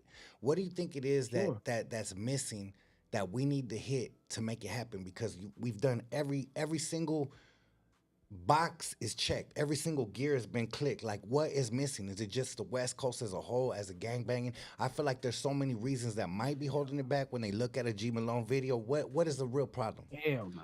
Be doper. Be doper. You got it. And it's a fucked up reality, cuz like that shit crazy. Be doper. And it's fucked up because it's like, God damn, these dudes didn't have to. But it don't work that way because we following I was watching a kid today. His name is Phoenix. He was a part of, I think, Shoreline Mafia, the homie told me. And he was saying how his generation, he felt Shoreline, Stink Team, Drake on the rest in peace, and Greedo, they had, that was the last time the West Coast had the world in a headlock. Like they felt, I'm like, a headlock? They didn't even see what we saw. They didn't see it was a day that Snoop was on the award shows and like, they didn't see that. So they never saw it. But the point I'm making is Snoop and them blew the door. Cube, Snoop, NWA, Family Tree, Quick, you know what I mean? All these people blew the door open so wide that there's like, they did so much with the culture of being a street guy from LA. I don't give a fuck what color you is. If you from the streets, they blew that shit open. Now it's not as that people are not discovering shit when they see us no more. Friend, like they know who we are. They gonna see them like, I know who he is. Pac and them told me. Pac told them already. See, nobody told them who Snoop was. They saw this much of it. They watched Colors and saw Rocket. Rocket was probably on the screen less than 10 minutes of a fucking 120-minute movie. They was like, oh, that's who that guy is. Snoop, oh, Rocket, or Doughboy. You know, that's a father. Boys in the Hood is a fatherhood movie. You know what I mean? Doughboy wasn't in the movie the whole goddamn time. The movie is about Trey and his father. So when Snoop came, he voiced something that people were over intrigued with. You know, Crippin', LA Street Life, NWA. Like, that's why Snoop was so huge. That's why Cube is so huge. So we got to remember that they blew it open. It's different for them. So even if we think we are as dope or we getting close to where they were as dope, it don't matter. They were the first. They were the fucking first. We are tasked with we have to be unbelievably incredible. And it's fucked up. But we just got to get doper. And we got to fuck the game. The West Coast was known for checking the game. So we got to check this motherfucker in a way it ain't never been checked. Because that's what NWA used to do, check the game. That's what Death Row used to do, check the game. That's what Lynch Mob used to do, check the game. That's what motherfucking Shepherd Lane and DJ Quickland used to do, check the game. So if we not checking the game, And if we not taking it to the next level, it's only on us. All that lie about politics, you know, all California people don't work together. I laugh when people say that. Criminal, I came and fuck with y'all. Nigga, we didn't flinch. We came and made records and had shot videos and fuck with each other. I fuck with Capone, whoever. I didn't give a fuck. We been networking. I was doing records with Game and these niggas is bloods. Mack, that shit is not the problem. It's not fucking dope enough. We in a place where everybody can choose a sector of what they like. This niggas criminal that's big as a motherfucker. We don't even know who they are. These motherfuckers got followers. They go do a show. It's 10,000 motherfuckers at the show. We don't even know them. We gotta get doper. And I'm not talking about just dope and making records. You gotta have a dope ass idea for a video. Then you gotta do a dope ass motherfucking interview. Then you gotta do a dope ass marketing campaign. Then you gotta know how to play the game on the business side. We gotta be doper. It ain't nothing else. It's as simple as being doper, pushing the envelope, going where nobody went before. That's why I understood what Tupac Must Die. Like, you make a great point. Like, I've got opportunities niggas never got. And it didn't work because guess what? It wasn't my opportunity. These niggas. Like, we used to feel like a cosign mattered. It never really did. You just had to have it. A cosign still worked when you have it. There's people Snoop fuck with that never got nowhere. Straight up. Never. And he co-signed the shit, and that shit don't matter because they didn't have it. So I looked at it like, damn, like people don't get opportunities like me. I've had 3. My first opportunity was with Sony. That shit didn't work out. Fucked it up. I came back with the Sony shit and made the Cash Money shit work, but then I didn't make it work. Boom. Then independent, I got my first gold record and that good. Boom, by myself. Then I was like, damn, I took time off to learn the game. I had to come back with something. I had to make something so impactful. Tupac Must Die. The trick is just being fucking dope. I mean, dope. Like what the fuck? Every time. That's when I drop. Every time. What the fuck? Because that's what hip hop used to be. But, you know, we just can't be what the fuck they was because they was new. They didn't have to say 1,000 different things in culture. Just Snoop saying cuz and 1, 2, 3 into the 4, Snoop Doggy Dogg and Dr Dre is at your door, ready to make an entrance. So back on up. Because you know we about to fuck shit up. It wasn't even niggas cussing like that. Give me the microphone first so I could bust like a bubble. Compton and Long Beach. That shit is 5 years at that point. NWA came out in 1988. This is 4 years later. They riding high off niggas just barely discovering Compton. Man, it's been 40 years now, criminal. People been familiar with our lives. They done made movies about y'all, us, everybody. Ain't nothing new on it. These motherfuckers think they know. I look at them motherfuckers arguing with you in the comments like you not from where you from. They trying to tell you about street life where you from. That's how long they done had hip hop and been able to learn from it. Real shit. Real shit. You know what I'm saying? So these motherfuckers think they us. They like, shit.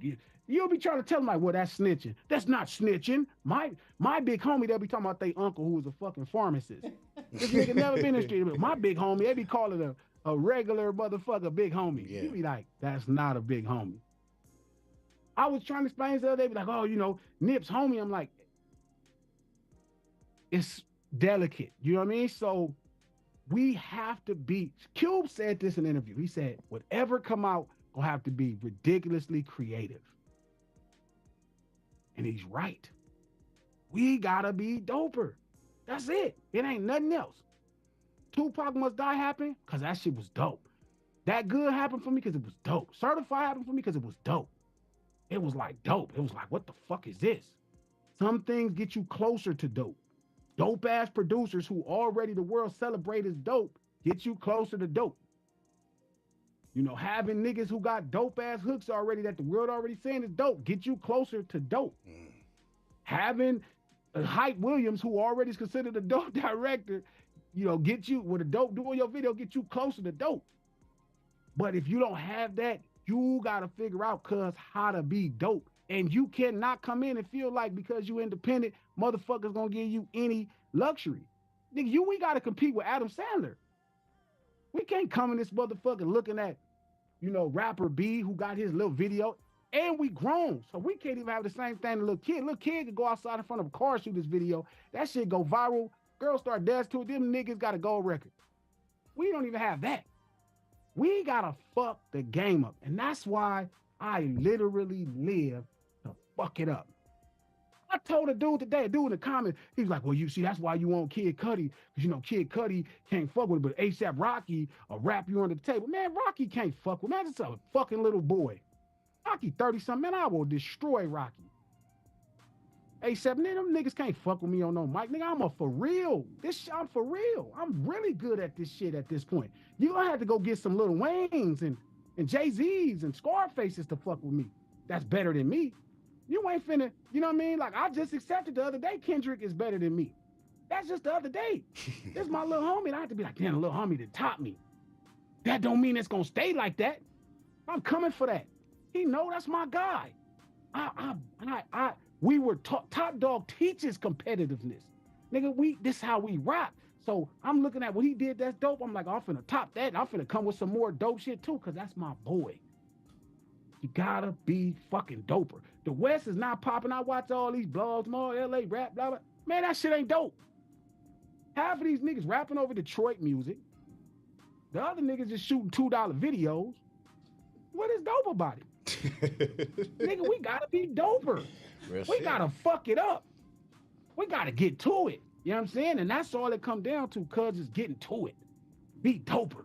Like, I'm trying to figure out how to fuck this shit up. I'm like, man, how do I fuck these niggas up? How do I fuck? Every day, criminal wake up, how do I fuck this shit up? How do I fuck these niggas up?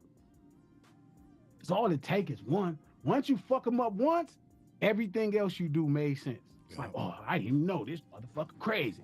It's like when you see that first episode of that fucking TV series, you're like, man, this shit is fire. You go watch. Man, I didn't discover SVU to 2016. SVU had been on for 20 years, probably 16 years at that point. I'm talking Ice-T trying to get him to do 6 in the morning, the record. He like, yeah, well, look, Glasses, I'll come do it out there when I get off set. Now, I've been, you know, the show finna start back up. I'm like, what show? He like, you know, SVU. I'm like, what's that? He's like, you never heard of Law and Order, SVU? I was like, nah. He's like, you never heard of Law and Order? I was like, no, I never watched it. You know, I'm like, nigga, I've been a rapper. What do you, not watching no fucking TV. I'm living the movie. Yeah. So he like, yo, you need to watch it. So I watched it and I was like, this shit crazy. I went back and watched the first one all the way and I ain't missed one cent. You see? Yeah. That's how we gotta play till we get that episode that everybody see. And then they go back to the first one. They be like, oh, that criminal motherfucker was hard from the first day. That motherfucker sound like Pac. Wow. Hey, you just gotta. Then everybody gonna lie like they knew you was dope. They be like, man, criminal. I knew criminal was dope long time ago. You know how they do it. That's the way it goes. You know, I have a song that I regret, and I really do regret this opportunity that I had. It was maybe 15 years ago. It was right when Top Dog was cracking, like really coming up.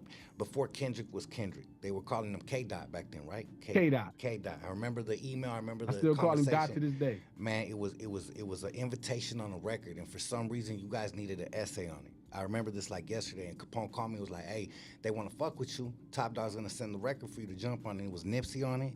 You were on it. K-Dot was on it. And it was supposed to be Criminal. I don't remember how many other cats on it. I think it ended up being like a gang of cats.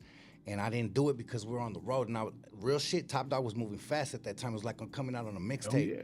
And I remember clearly, I was like, nah, man, I'm going to get back with you guys. Let me get back off this road. You know, I got home, bullshitted a little. Shit was already out. I was like, oh, man, I done fucked up.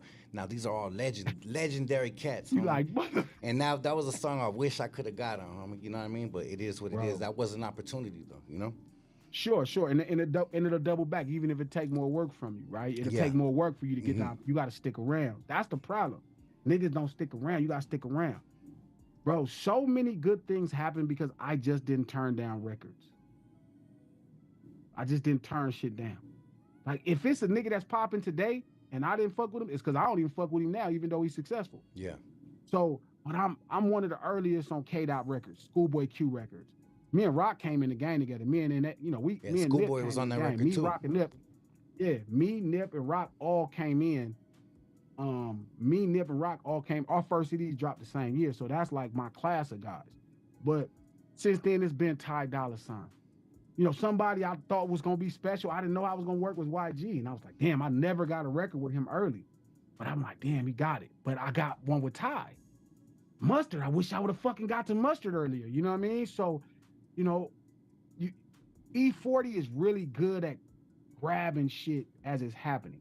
You know what I mean? And investing in niggas. So if you stick in the game long enough, if you don't let it back you down, your opportunity will come again.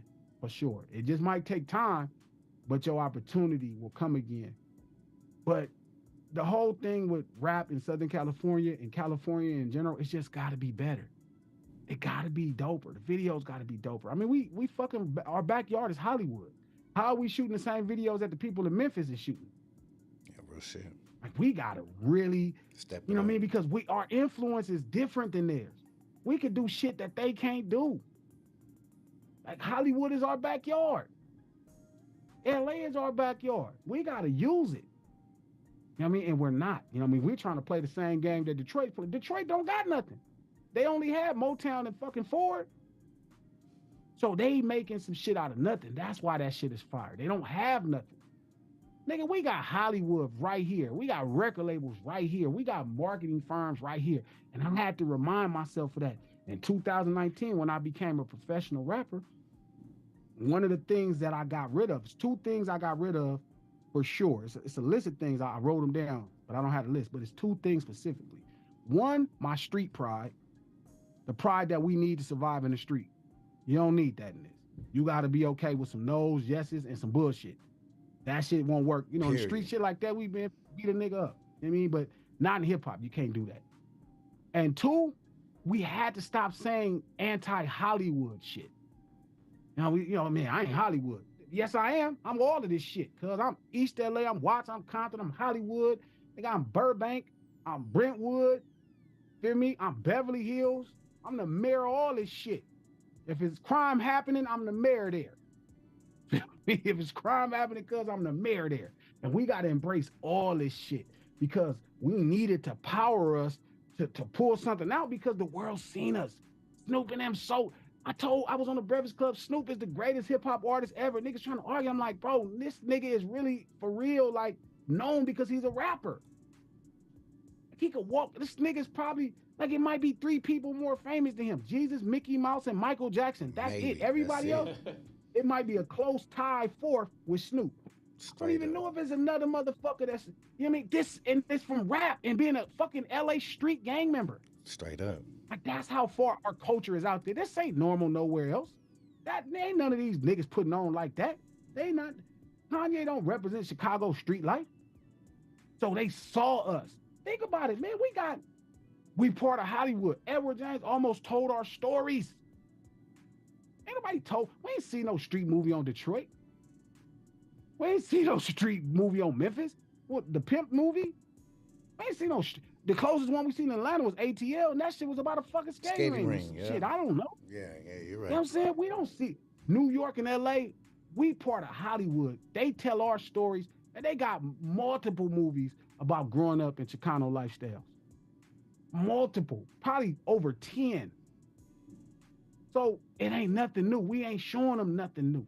With them dudes that's being successful in them other places, this the first time we even hearing them.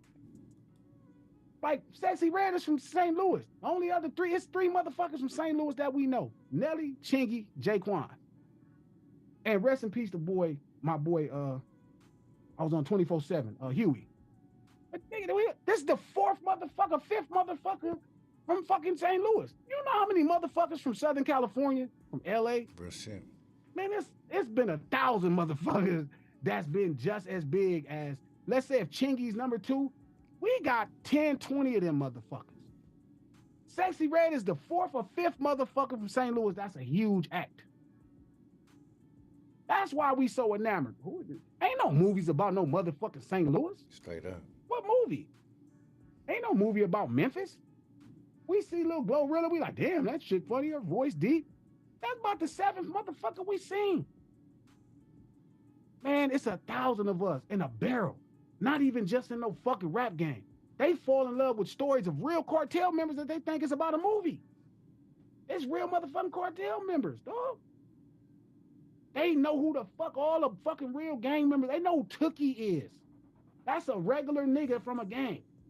We don't know no great motherfucking street legends from St. Louis or Memphis. They know who Freeway Rick is.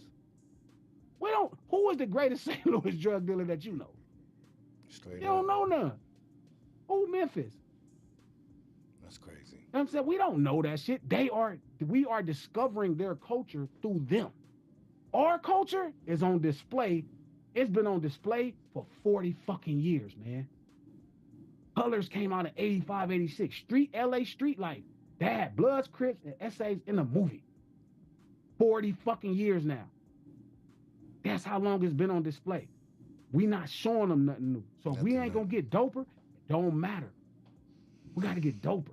We gotta get doper. We gotta re-rap it and get doper. They gotta be like, man, them old LA niggas, boy, them boys out the West is doing some shit. So we gotta really get to it. We gotta think. You know what I mean? But it ain't about no politics. Cause Snoop and them and Mack 10 and Quick and Dre and them all did the same thing with the same politics. And it was probably worse back then. You know, when we grew up, it was really fucked up. Big time. This shit today ain't nothing. You can't even be broke where we from no more. The houses cost too much money. These niggas ain't thugging like that. I mean, they shooting each other, but it looked dumb because most of these niggas is a nigga from Lancaster claiming 60s, shoot a nigga from Riverside that's claiming they trades. They don't even know each other. Wow. We actually had to worry about niggas that knew us shooting up. Nigga, we was cool a year ago, and now that nigga who know me and know where I be going trying to shoot me. Straight up. So again, bro, our culture has been put on display for the world for 40 fucking years. 40 years. We're trying to show people what? They saw it. They saw it. They fell in love with Wedo from the fucking movie. They fell in love with Doughboy. I can't top Doughboy. Fucking Doughboy. It's then let alone Snoop or Cube or 40 or Short or fucking, Quick or fucking 8. So guess what? I gotta go some places. Quick told somebody today, man, Glasses is shit starter. No, Glasses is trying to pull out the culture because you niggas made it hard for me, cuz they made it hard. But I want it, I'm gonna have it. And if you want it, you gonna have it, nigga, we gonna take it. Straight up. The only thing we gotta do is be doper. And now it's fucked up because them niggas can't even help us no more. They so, sober. So it's either be doper or call it a day. Damn. That was a very, very deep and detailed description, and I appreciated hearing that because honestly, you're right, homie. We if we do the same thing over and over, that's the expecting different results. That's insanity, and I feel that we have enough talent to dig deeper, and there's a lot of us that do, and it's a little disappointing when I hear like recipes from my homie Draco. That was a homie I knew him personally, good people, and he helped change the sound of the game.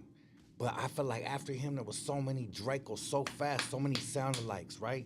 So hearing your new album coming up back from San Diego today was refreshing because it was the first time I pressed play on anybody in a long time that it felt that authentic West bounce back. It felt that authentic West creativity that's not a carbon copy of the next man's music just because it's hot or just because it's popping. You know what I'm saying? So I think it's important, homie, and I think that we do have to have our own identity out here. Because right now, look, I see you representing this West Coast culture. I don't look at you and think, is a homie from Atlanta? Is he from New York? Like, it gets confusing out here. You know what I'm saying? Some cats don't, the way that they're carrying themselves and the way that they look, and no disrespect to anybody, maybe it might take a new look to take it to another level since what you just pointed out, right?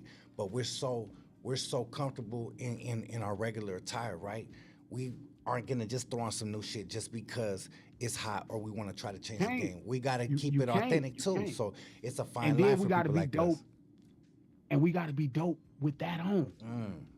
There's a Kanye West line. Again, Kanye is one of my favorite artists. I know Pac is one of my fucking favorite artists. But again, when we make it hip hop, we got a job to do for the streets. But there's a line in the Kanye song, and it's funny because I keep saying Kanye's Ye album is probably his best album.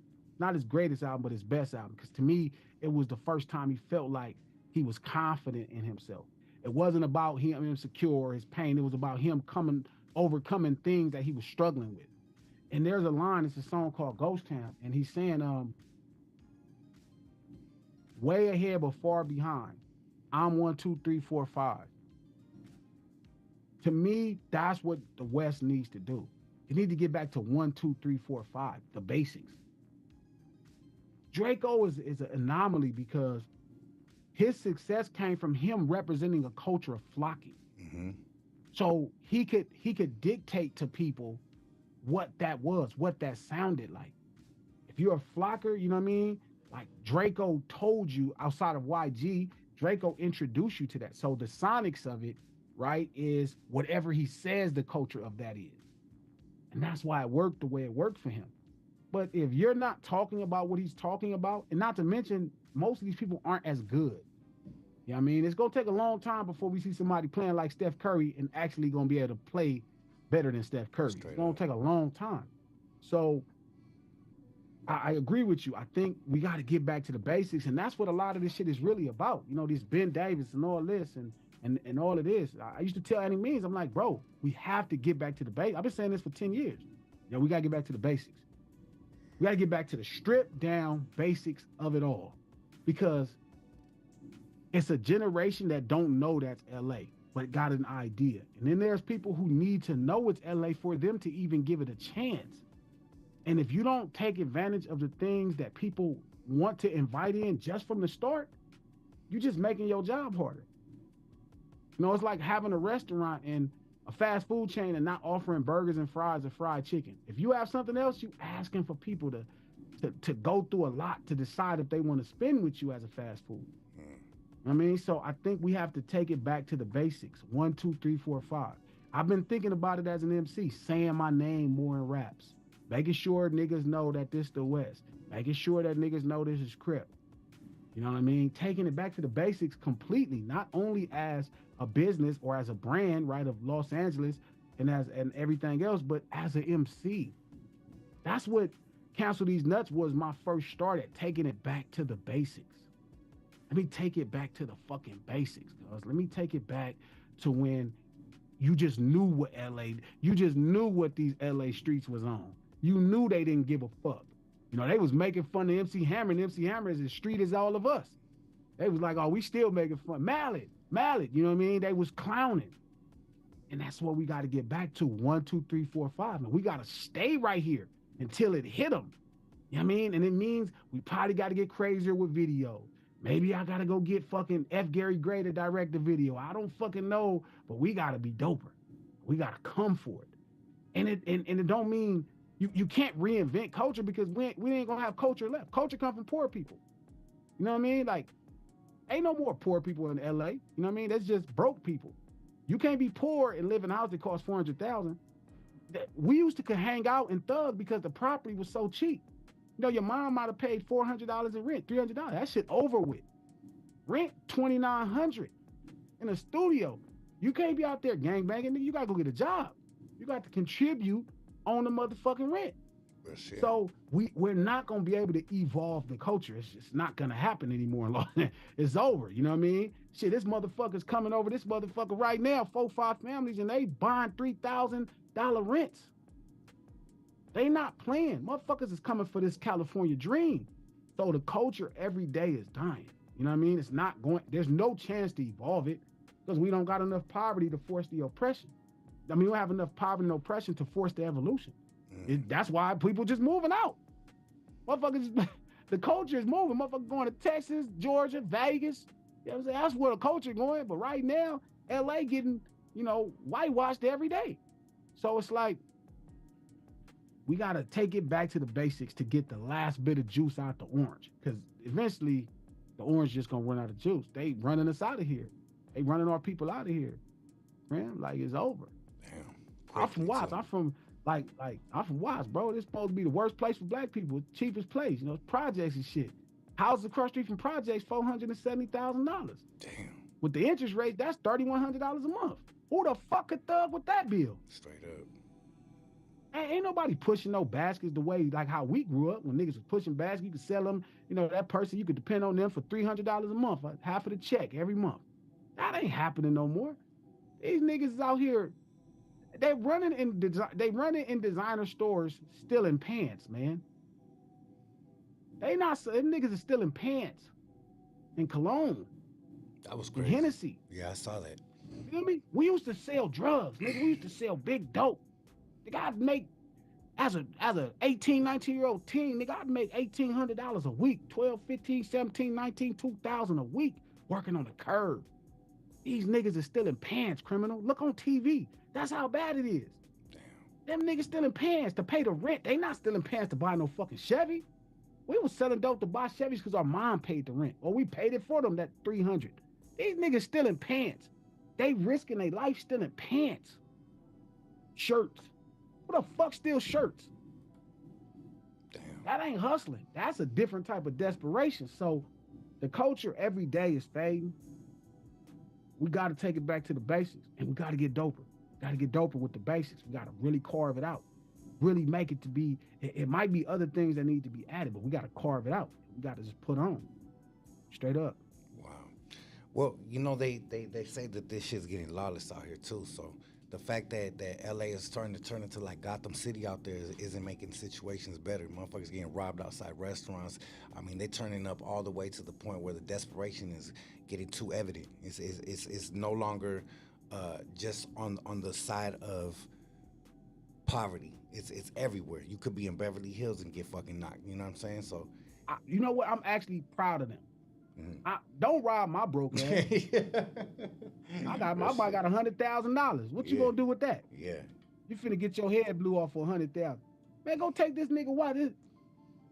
Listen, I don't want to encourage crime. That's not what I'm here to do. But I'm saying if you are gonna commit a crime, why not go to Beverly Hills where a motherfucker got $500,000 watch on? You know what? Cause I might got a lot of shit to say about this generation, cuz. But I tell you one thing, they ain't playing. They might be taking pants and shirt and shit, but guess what? When they finna go do it, they going where the money is at. They not wasting their time no more when niggas can't barely pay the mortgage. They taking their show on the road. Mm-hmm. I can fuck with that. If you gonna commit a crime, at least go try to make it worth the money. That's true. And that's what they do. I respect. You don't see them doing that shit to no poor business establishment. You know what I mean? Them motherfuckers is running in Neiman and Marcus. Yeah. They taking some pants, but they taking some pants from Neiman and Marcus. So again, man, like I got a lot of respect for that generation, for that big dog. Like I if you're going to commit a crime, at least try to make it worth it. It's almost like going against the system, right? It's like some Robin Hood shit. In their own way. Yeah. Some straight up some shit right there. It's poetic when you think about it, dog. Nah, for Pretty sure. Poetic. I'd rather see the homies taking some pants and taking some lives, real shit, any day of the week. You know what I'm saying? Let's feed our people. You know, one of the things that I do, and I'm happy that I heard that they did drop a lot of laws. You know, a lot of things are no longer arrestable offenses in LA.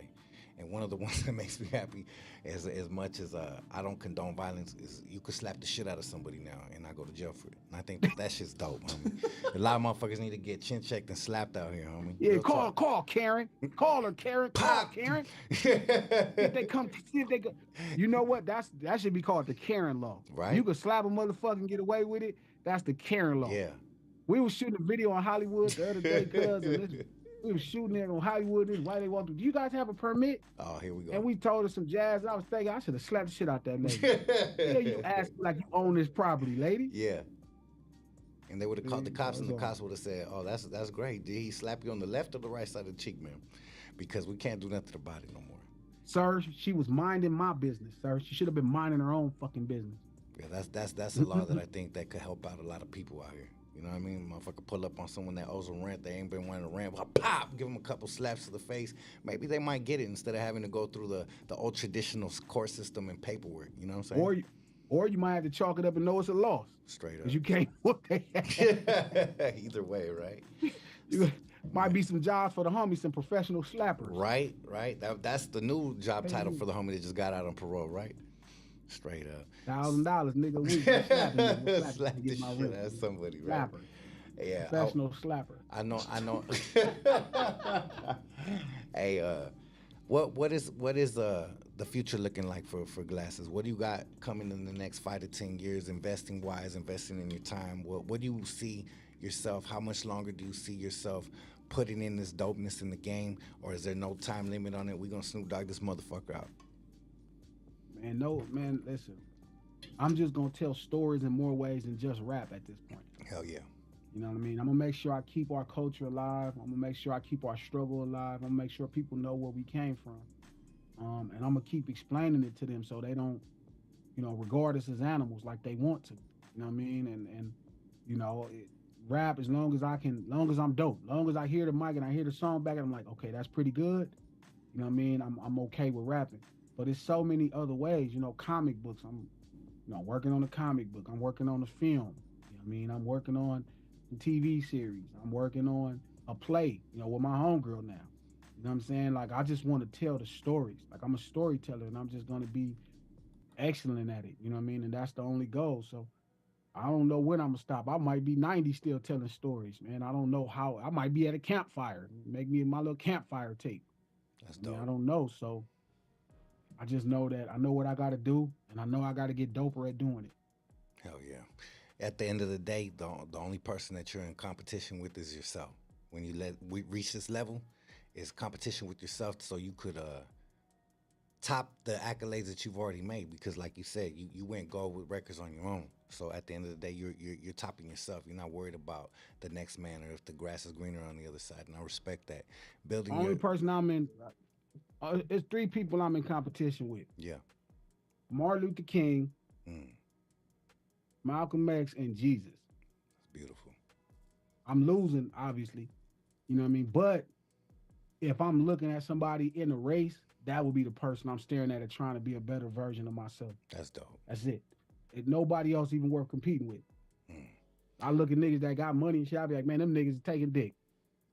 I don't want to be the nigga. Niggas taking dick for that coin. You feel me? I ain't in competition. You can't make the competition money because niggas will do anything to get it. And it's unfortunately a lot more mainstream or mass exposed or hidden behind the scene and not exposed as we would hope it would be, because there's a lot of artists out there with some feminine bitch ass ways that don't come to the light, and they on the record you might think they're the most gangsterous motherfucker, but they're doing what you just said about 60 seconds ago. You know what I'm saying? Hey, I'm telling you, and it's crazy because I think it's people acting like they taking dick and not taking dick just to get on. Like, I really think Lil Nas X is lying about being gay. I'm like, this nigga's lying. He's trolling, huh? Why would you not if it's worth 7 figures, if you a kid that comes from a poor country town and they come to you, they're like, hey, you know what, man, if you be a gay artist, we could invest more money, more people will fuck with you. These little dudes is different. They be talking about committing suicide and popping pills and all kind of dumbass shit at their age. So I'm sure most artists would be like, I'll play gay to get some money. They don't have the same moral compass. The streets, that's what made hip hop dope. The streets give us morality. Outside of religion and mainstream world and laws, the streets are the only place with morals. I know that sounds crazy, but it's true. It's the truth. We the ones that's like, yo, if you touching on some little kid, man, nigga kill you. If you don't be accountable for your own crimes and you try to implicate somebody else, we'll kill you. You know what I mean? It's all about accountability, settling things like men. So religion, law, and the streets are the only 3 places that create moral compass. And most people don't respect the laws. They think they can get away with it. The streets, you be careful. You be like, I don't know if I can get away with that. No, you ain't gonna get away. I don't know if I can get away with that. Definitely Homie might find out. Nah, and niggas move. That's why niggas move to motherfucking Rubido. You know what I mean? They move out of there, be like, I'm gone. Yeah. Hell yeah. Damn. And to be real with you, that's not a good place to go, because you go to Rubido, you might get smoked too, because there's a lot of hood motherfuckers over there too. Guaranteed. But guess what? They like, don't bring your bitch.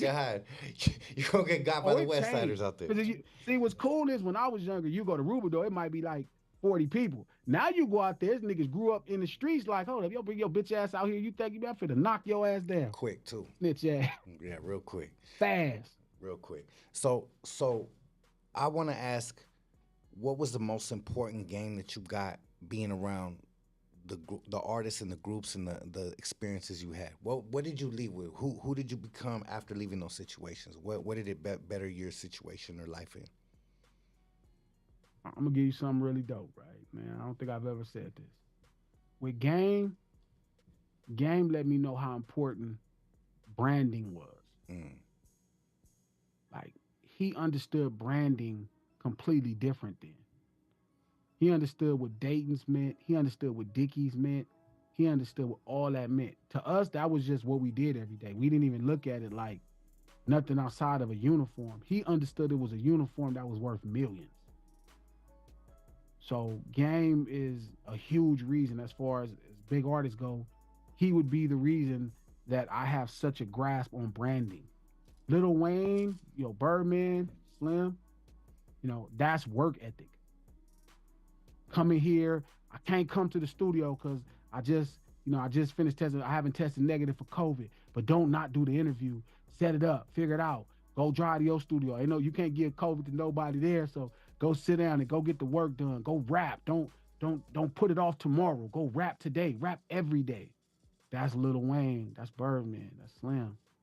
Mack 10 is you gotta make it look good. Gotta make it look good. Gotta look good. You know what I mean? That's Mack 10. Wow. Kendrick, we both, Dot is somebody we study. And that's, to me, he's like one of the best students of studying things. Like, he studies incredibly well. I already do that, but at this point, he probably still does it better. You know what I mean? So I got to get better. And to me, that's the thing that I took from those big artists for the most part. Wow. That's a lot of game, homie. That's like reading a book that you could never get out of your head. Because I'm also a reader. Yeah. So I could tell because the knowledge that we implant in our brains and that we apply to our hustle and daily lifestyle, it shows. And I feel that we are cut above the regular because we put that extra work in, because it takes dedication. All it is. Sometimes there's motherfucking times I pick up the book and I'm like, damn, this shit's boring as a motherfucker right now. I just want to smoke and play a game or some shit, but let me keep getting through it because I know there's something in here, right? So that takes dedication. That takes sacrifice. That takes, putting yourself a little bit in an uncomfortable situation to benefit in the long run. So I do believe that these type of knowledges that we get, like me just chopping up with you, I never been around Slim. I never been around Baby. I never been around Lil Wayne. But I just picked up a little piece of game from you, from your experience. And now our people watching this are going to pick up a little piece of game. So knowledge is power as long as you put it to an attainable goal. And I'm very, very proud to see that you are doing that. You still are grinding. Like you said, you just got off of, whatever your situation with Corona. You're still in the studio doing your shit, you know what I mean? Representing, promoting your new record, all that kind of shit. That's dedication, homie. And my hat's off to you for what you have been bringing the game. You are definitely a West Coast legend out here. Your name holds a lot of weight, homie, and I'm proud to call you the homie, straight up. Man, dog, it's on, man. We gonna work, Krim. Like, this is all we know how to do. Hell yeah. We just gonna fuck them up. That's all we gotta do is fuck them up. Once we fuck them up once, everything else we ever did looked like we was right. Hell yeah. See, it all looked like missed shots until you make one. Now that shit changed, you know what I'm saying? So you gotta play knowing that. You gotta play knowing every shot could be the shot where they define your career with that shot, and then make every other shot you took look brilliant. Wow.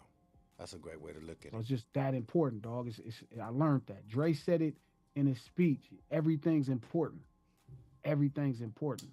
I say E squared, even though important start with an I, but spell it with an E. Important. I mean, you remember that everything's important. Oh yeah, and you spoke about having Dre, like he say he called you little brother, like little homie and shit. Well, how was your connection with Dre? How did you guys even ever get connected? My older brother, who managed my whole career of me coming into the business, his wife and Dr. Dre's sister were best friends. Shamika was best friends. And as I started rapping, I didn't take it as serious until I met him. And I met him, and I remember politicking with him. It was on the 1st of July, 2003, going into 2004. And his mom was cooking for New Year's. And we was all at his mom's house in Calabasas. He hadn't came yet, and I remember this because his mom could cook like a motherfucker. Like, his mom could cook like crazy. Like, her food was really good. I'll never forget that shit, how good that food was. I was like, damn, Dre mama could cook. And I was eating the food, and Dre comes, he walks behind me, put his hands on my shoulder, like, what's happening? What up, Pooh? He knew my brother. I was like, yeah, what's up with it? You know what I mean? I was super raw at this time. You know what I mean? I was fresh off the corner. And, after we finished eating, we started chopping it up. He was just starting to learn how to play the piano in 2004. just starting to learn how to play the piano, just starting. He didn't know how to play. It's like, so that really now resonates differently. You know what I mean? When you look at him as a success as a producer, he just learning how to play the piano. And I'm talking to him and I'm so green. I'm so street and I'm so green. I'm like, yo, like, man, you should give me a beat so I can rap over it. This is fresh off of like 50 Cent selling, 7 million, 10 million in around the world. And, he on the verge of dropping game. He done just went diamond twice with Eminem and everything else. He's like the biggest producer in the world. But I'm so green and so ignorant. I'm like, yo, give me a beat so I can rap. You know what I'm saying? He laughing like, because he knew I didn't know. Like, yeah, it's like I'm asking this nigga give me $1 million. Like, it's a beat from Dr. Dre in 2004. So, yeah, I'm still green. Like, I'm just a Crip from 7th Street. And I'm like, yeah, give me a beat. He's like, look, you bring me a record, I give you a beat. And I was like, all right, cool. I said, how we gonna get back in touch? He's like, don't worry, I'll get with you. I was so green, I didn't even think twice, I didn't even ask for the nigga number. I was so arrogant, and the streets had taught me such pride, a foolish pride that worked. You know what I mean? It worked for us at first. It was such a foolish pride that I was like, yeah, he gonna get back in touch with me because I'm that nigga. Like, it's fucking Dr. Dre, but at that time, I really believed it. So 4 months later, he calls. He calls my brother. Hey, man, what's up, man? What's up with you on Glasses? He said, man, we chilling, we working on some music. He like, hey, man, had them records for me on the 4th of July. This is 2004, 4th of July.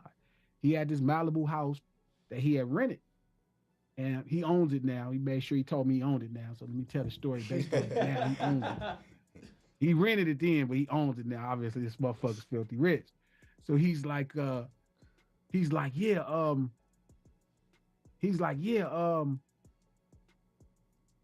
telling me like, yeah, have Glasses come meet me on the 4th of July with some records. So I'm like, he's like, okay. So I'm in the studio cutting records, working on records. I'm working on records. Boom, boom, boom, right? He like, all right, cool. I go to the party, right? It's the 4th of July. It's so crazy. I'll never forget this party, right? And it's fucking me up because I'm thinking about how crazy this is, right? But it's a party with all these rich people. Some of them I know, actresses and shit like that. Some of these actresses I know, whatever, like old white ladies flirting with me. It's crazy. But I'm just waiting on him to play the record. He's DJing the party. Dr. Dre is DJing the fucking party. Damn. And I'm like, damn, that was crazy. It's so crazy, criminal. The motherfucker pulls a barge in the ocean with a ship, like a real ship, not a boat, a ship. Pulls a barge into the ocean, and he scores the fireworks show with the fucking beats. Damn. His beats. So Dr. Dre, boom, boom. This is, in the club. Boom, boom, psh, boom, boom, psh, boom, boom, psh. So I'm not tripping because I'm so green. I'm so street at this time. I'm like, yeah, that shit tight. Like now, it's like, that shit's incredible. Like, what the fuck?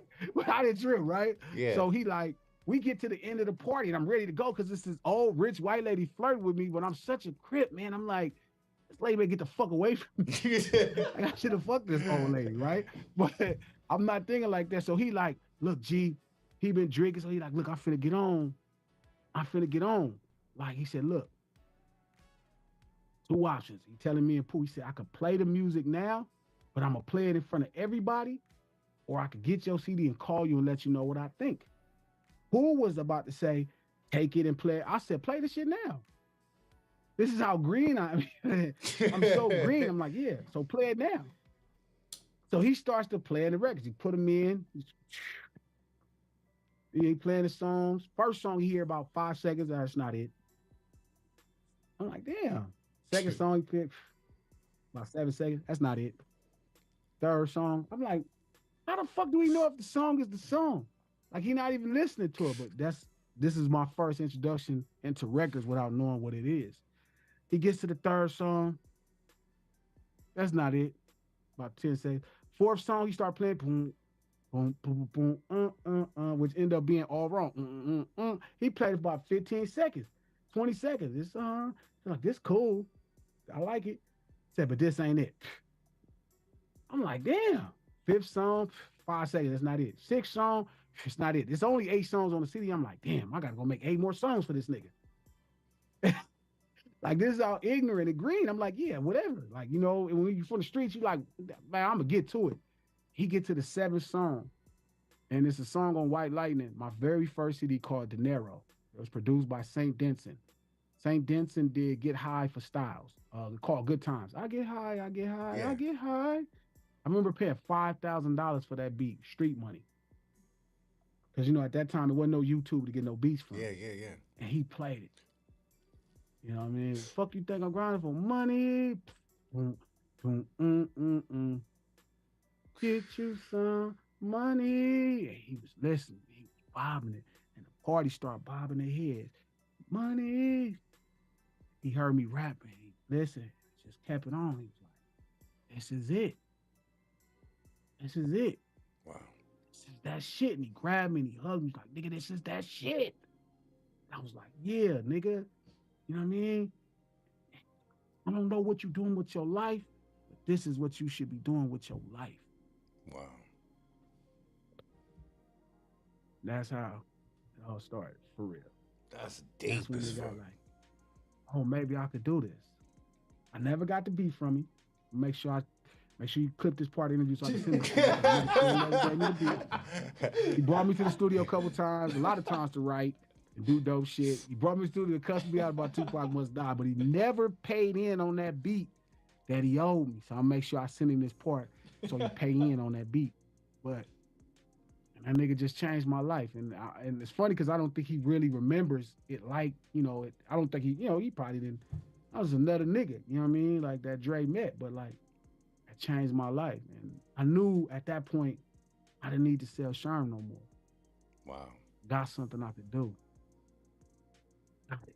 And then after that point, I just started doing it and shit started happening. But yeah, man, falling in love with it, you know what I mean? And really being into it, it just was different. You know what I'm saying? And that's why I'm so passionate now. Like when I talk, if I sound so excited about it and, you know, I'm so convinced, it's because, man, I love it. And I love it in a way that, nigga, you know what I'm saying? Like, man, I love this shit. Wake up for it. I got it. I ain't even scared of the challenges. You know, you get older, man, I'm still better than all these little niggas. Ain't no nigga fuck with me. And they know it. That's why the record labels want to sign me right now like I'm 20. Yeah. Because I'm convinced. And I know I got it. Got him. Remember, I got him. Hell yeah. Song.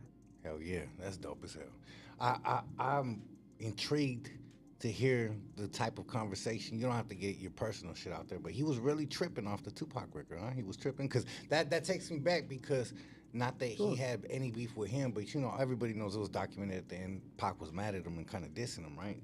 So I'm amazed to see that he still had that much love after all these years to say, hey, homie, to pick up the phone and be like, that was a bad move. And that motherfucker love Tupac, man. All the motherfucker Corrupt cussed me out, Quick cussed me out on stage somewhere. Damn. And it's just because they didn't give the record a chance. They just, it's funny to me because to me, they know my person. They know my person and they know damn well that I wouldn't even go out like that. You know what I'm saying? They know I wouldn't even go out like that. They know that's not my style. They know I'm not damn. So it's just crazy to me that they would think I would diss Pac to try to get on.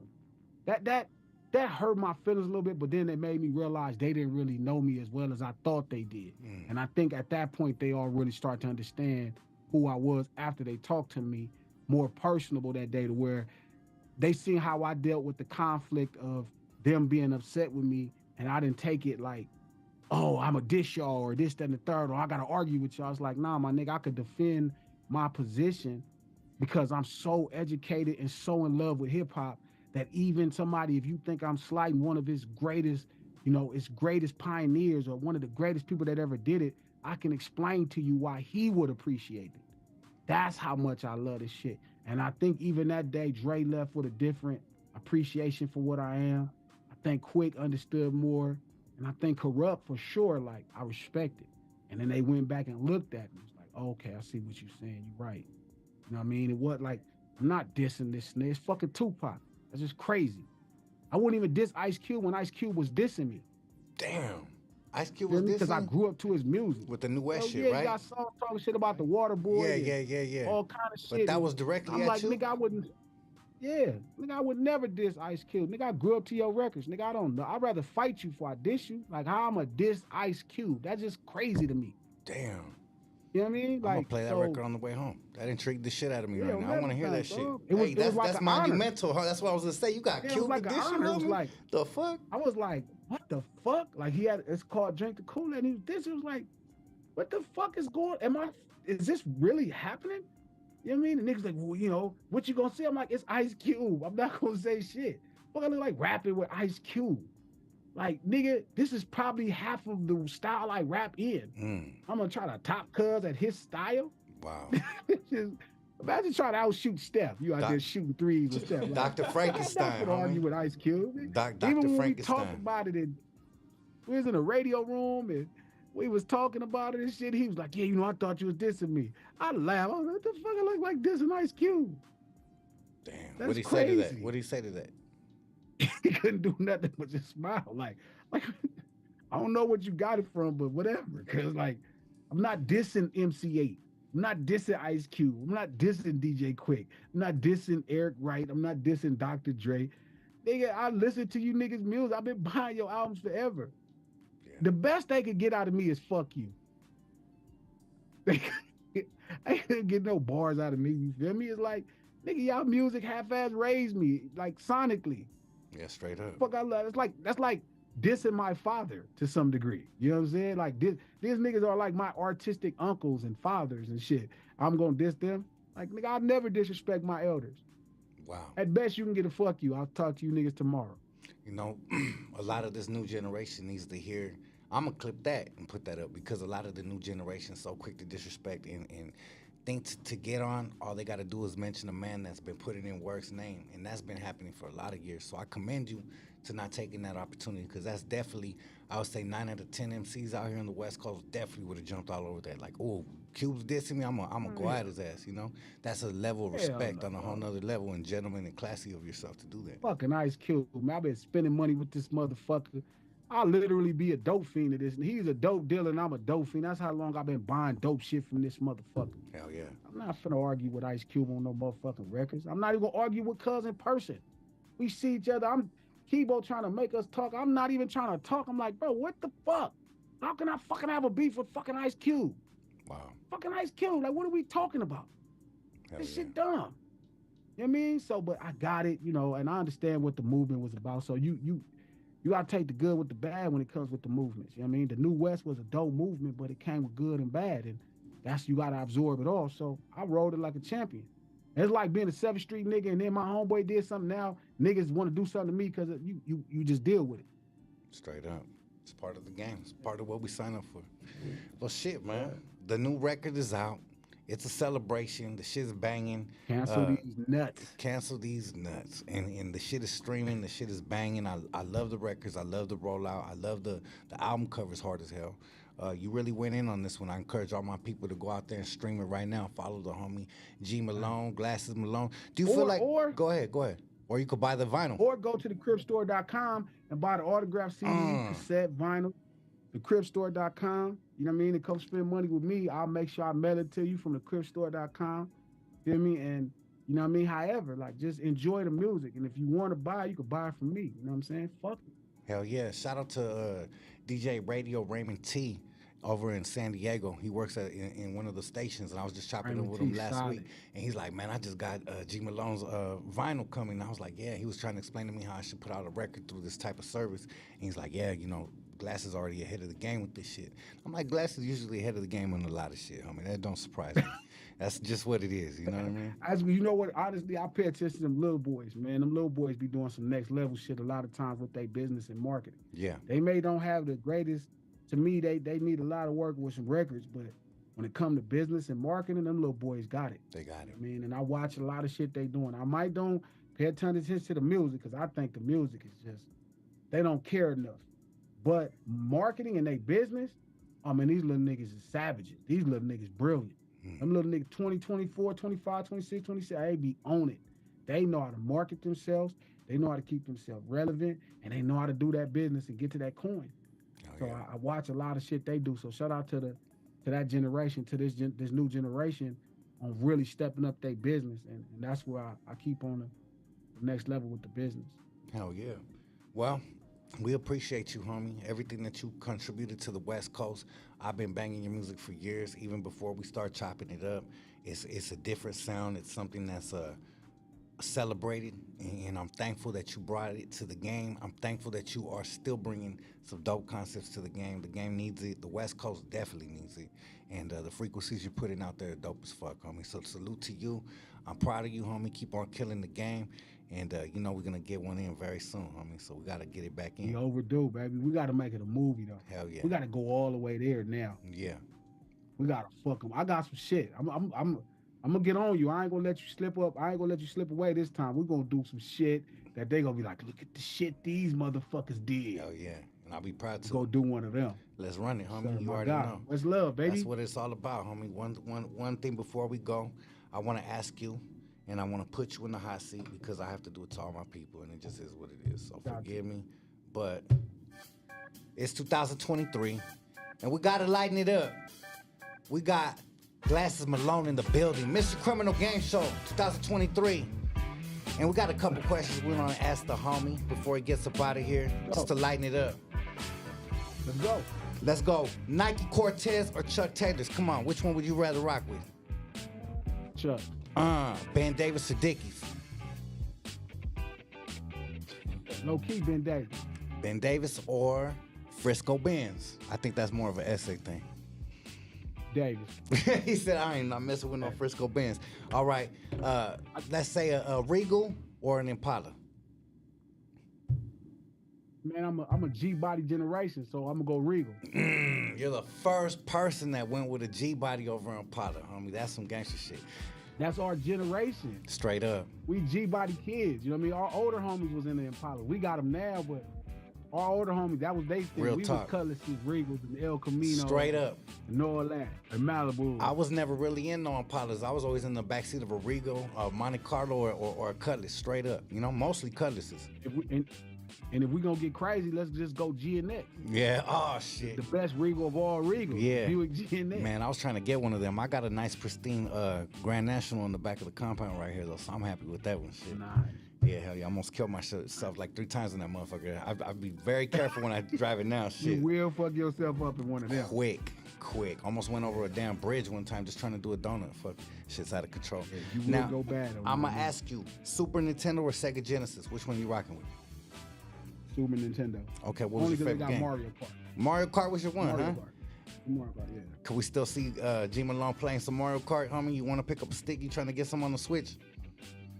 I ain't played a video game in 10, 20 years. 10, 15. Since I've been a rapper, I ain't played a video game. Man, you got to get back on it, homie. There's people right now making money on Twitch, homie. We got to set you up an account. Get you on Call of Duty. Yeah, they got all kind of new shit. I be seeing all them new games. When they come out with a boxing game, I'll buy a game. Okay, let's talk now. Which one was your favorite boxing game of all time? Because now you're talking my language. Fight Night. I used to be whooping everybody. Man, you don't want none with Fight Night on me, homie. I'm going to tell you right now. We used to be in the studio.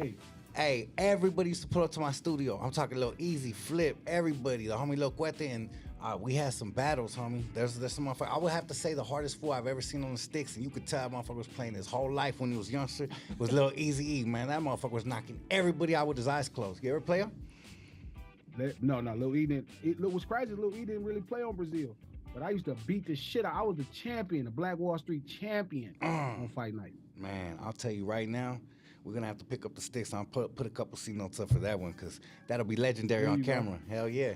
So, you gotta do that. Before we get up out of here, I appreciate everybody's beliefs, and I got to keep it real to myself. I want to give it up to our Father God before we go, just to send the homie G Malone and some good blessings and all our people through the weekend. Father God, I come to you tonight to thank you. I bow my head humbly to thank you for another day of life, another day of blessings, to be able to open our eyes and live our lives and chase our blessings and goals that you give us.